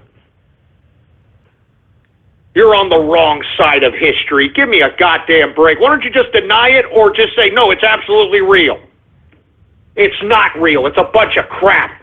You know what the end goal for global warming is, folks? And I know you idiots don't believe me, but, I don't really care, all right? Those that are in the know, those that research these topics, because it's all at your fingertips if you're on the internet, the goal of global warming is to tax people on a global scale for breathing, okay?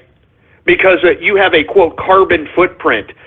And, folks, carbon is a necessity for life on this planet.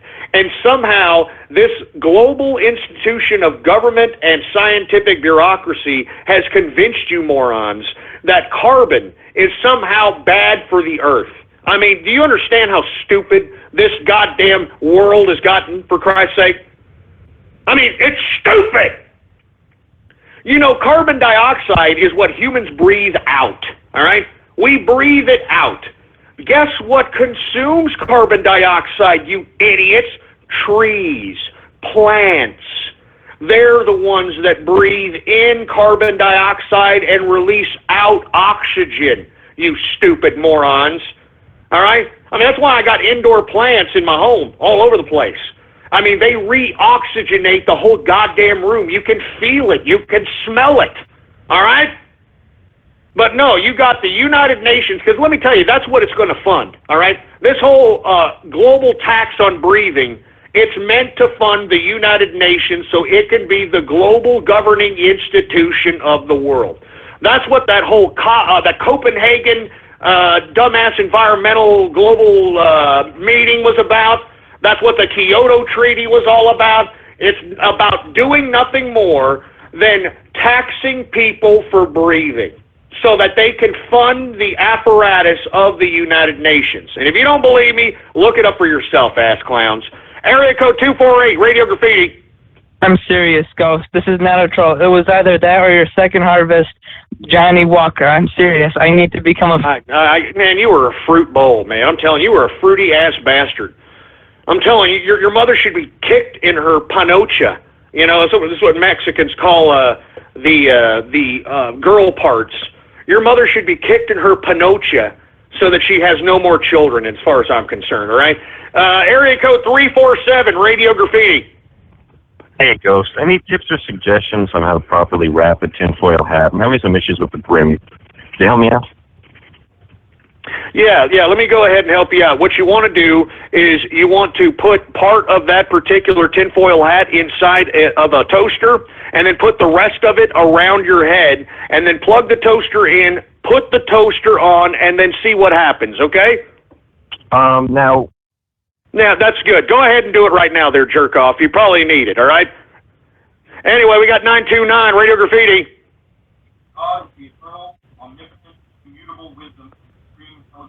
Hey, 929, what are you, sitting on the crapper or what?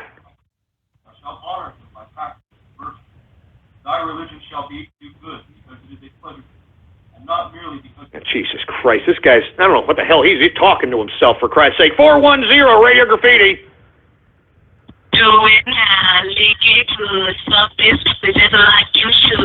Alright now, lick it now, lick it good, like this, but I did like you should. My neck, my back, lick my, and my crack. Give me a freaking break with that horror song. Jesus Christ. 779, Radio Graffiti.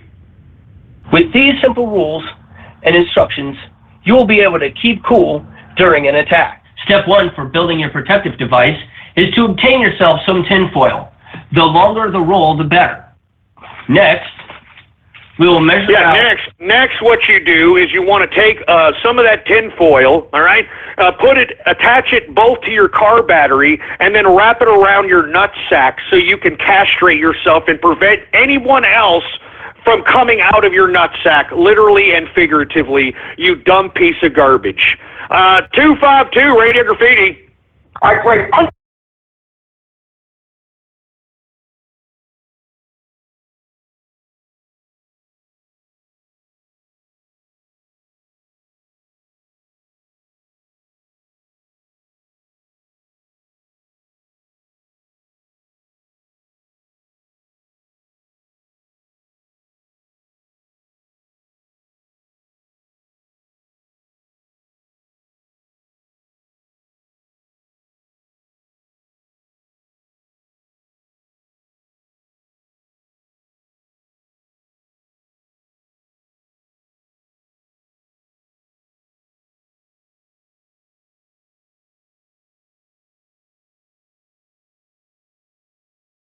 I don't want to give any info about me.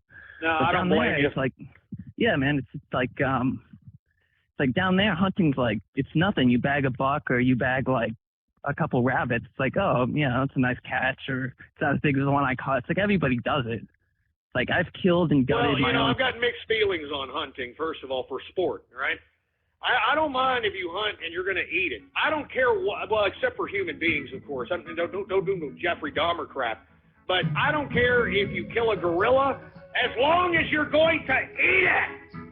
All right? I mean, that's all there is to it. Now, there are instances where I believe that you should hunt things, not necessarily for sport, but to depopulate certain things. Now, out here in Texas, especially north of Austin, we got a lot of mountain lions walking around out here, believe it or not, all right? And out there in California, they have mountain lions. And the difference between Texas and California is that in California, they decided not to hunt the mountain lions.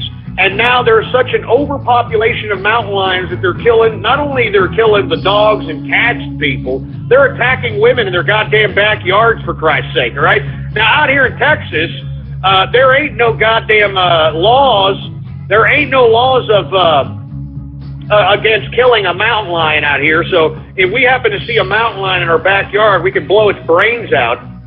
And what we've done by consequence is literally taken out the mountain lions and prohibited them. They're scared now. I'm not joking. The mountain lions are scared to approach any urban area because they've seen themselves getting blown away. All right? And we've curbed the mountain lion population a good considerable amount. We didn't extinct the mountain lion, all right? I mean, but we basically made it and forced it to go elsewhere, all right? And that's all there is to it. Same thing with the deer population out here. That's why we have deer season, because there's so many goddamn deers that just walk around all over the place, for Christ's sake, and they dart right in front of your ass while you're driving at about 50 miles an hour, and they total your goddamn car. So in those instances, I understand hunting for sport. But what I don't like, I you know, I mean, I want to do this. I want to be honest with you. I do want to go out and big game hunt out there in Africa, but then again, it's just, if I'm not going to eat it, I don't understand why I should kill it. I don't understand why anybody should kill something unless it's overpopulating a particular area and it's jeopardizing other living organisms or property or something of that nature. I just don't believe in killing things for sport, man. I just don't. You either are going to kill something because it's going to kill you, or it's infringing upon your property, or you're going to eat it. I mean, that's all I believe, man. I mean, I agree too that you know, taking your kids out hunting a deer, hunting some wild hogs or something. We've got a lot of wild hogs out here. If you want to kill something for sport, come out here and kill some wild hogs. All right. They are a complete menace to the agriculture, and they're probably one of the smartest animals, believe it or not, out here in the bush of Texas. I mean, we got a whole bunch of them out here. Anyway, that's a good question. 520 Radio Graffiti. Here they come, trekking their way across Germany, and lots of Muslim refugees. You'll see big refugees, little refugees, fast refugees, slow refugees, refugees killing refugees. No matter what shape or size, they'll bomb any non-Islamic place they'll find. So have your credit card ready and call right now. We're lots of Muslim refugees at 1-800-SHARIA for Europe. That's 1-800-SHARIA for Europe. Call now. Oh, man, that's horrible. A Sharia coming here. We got Sharia law on Twitter, for Christ's sake, man. We got Sharia law on Twitter. Just ask Milo. For Christ's sake. Twitter told Milo to go to hell. How about 347 Radio Graffiti? Hey, Ghost, do you own a gun? I own many guns. Are you kidding me? I mean, I own handguns. I own rifles. I own assault rifles. I mean, look, I'm glad I bought all these before they put me on some goddamn no-fly list. But you know what? It really doesn't matter. I'll go ahead and put it on my wife's name if they're going to do that. They don't have my wife under a no-fly list, so I'll just go ahead and put it in her name or put it in my kids' names or something of that nature. So they're not going to prevent me from buying firearms anymore, right? And I believe that everybody is in their constitutionally protected Second Amendment right to buy as many firearms and as much ammunition as they want. All right, that's all there is to it. And let me tell you, I walk around with guns in my pocket. I walk around with a gun right next to my damn holster here. I got a couple of holsters. I got one holster that fits the belt. All right. I got another holster that in the winter time, you know, it's kind of a vest holster, for Christ's sake.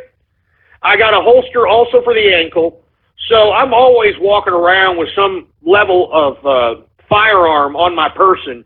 So just in case anything happens, I wish an MF would do something crazy around me. Because you'd be hearing me being interviewed because I just blew some idiot away trying to do a la snack bar. I tell you that right damn now. 404 Radio Graffiti.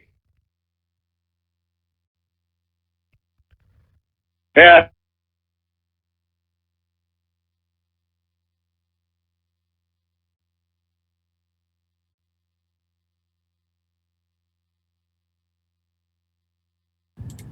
Hey, boss. Yeah, I am here. I mean, they're currently advertising in science class about global warming. Yeah.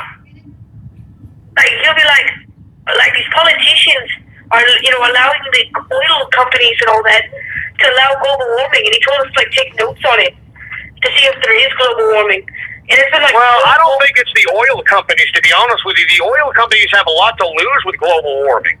You heard Elon Musk championing, I think it was Norway, that's trying to go gasless as it pertains to their cars and vehicles. I don't think that the oil companies have a vested interest in making sure global warming is real. All right, I mean, they have a vested interest in making sure it isn't real. Yeah, but it sucks that you're reading about it in science books. But hey, this is a liberal, Democratic-funded education system. You understand that? That's why instead of listening to your teachers in some stupid book, you are here on the internet to look it up for yourself. Anyway, 614 Radio Graffiti. Ghost, I have a story for you. All right, go ahead.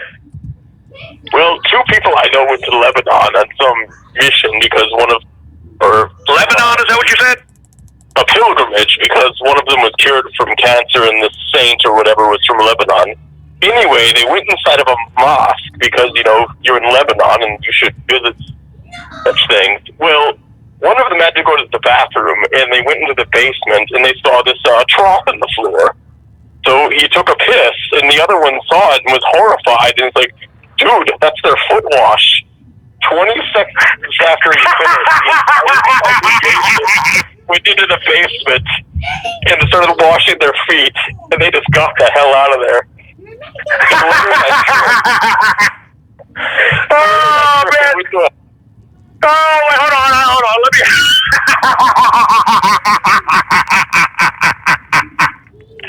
Oh, man. Okay, go ahead. I'm sorry. Go ahead.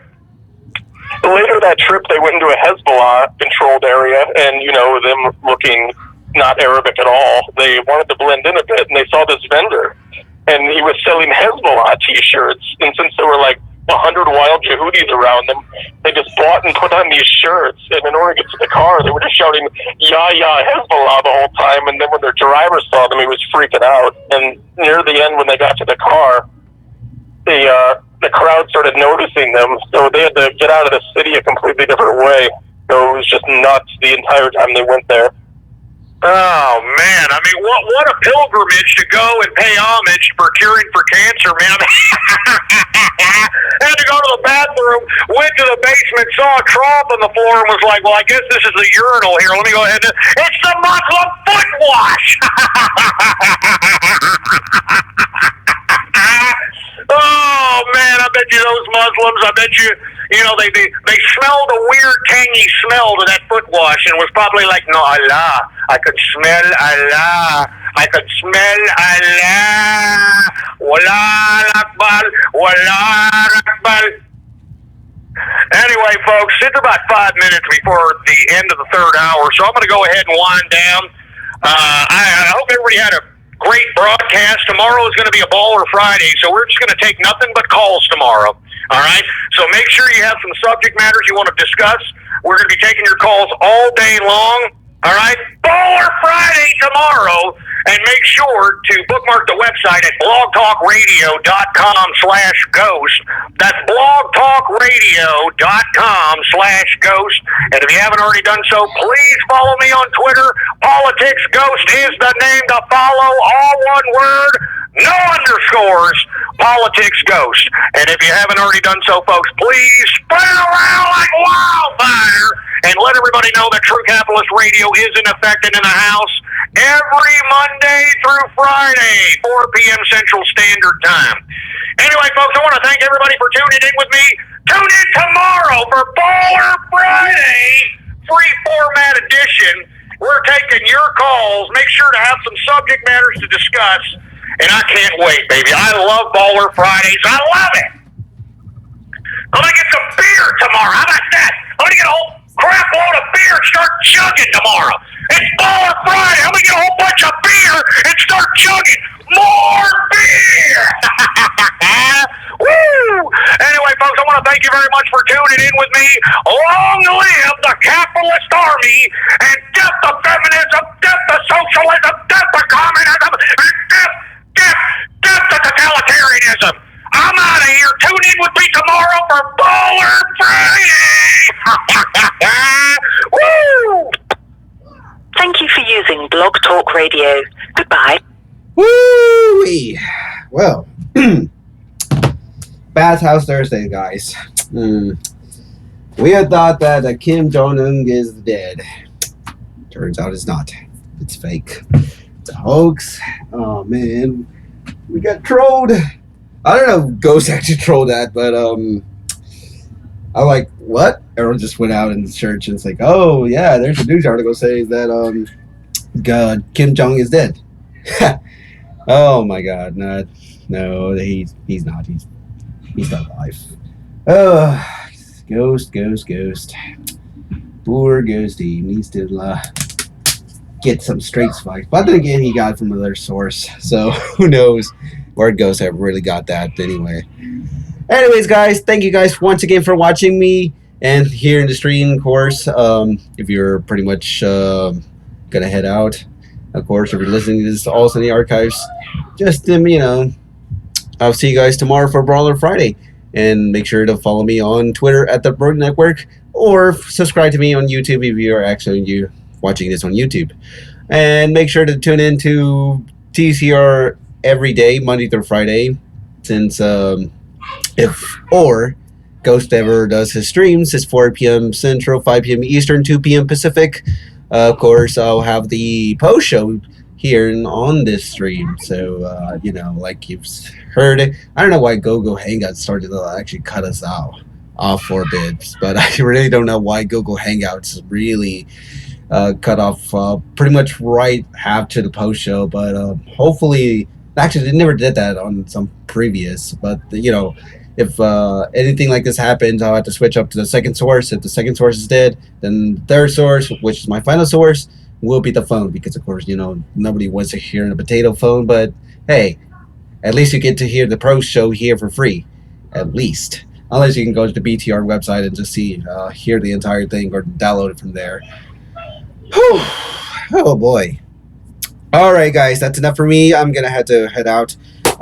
Thanks again once again, guys, and I'll see you guys for tomorrow for Brawler Friday. So guys, keep it cool and see you guys tomorrow. Later.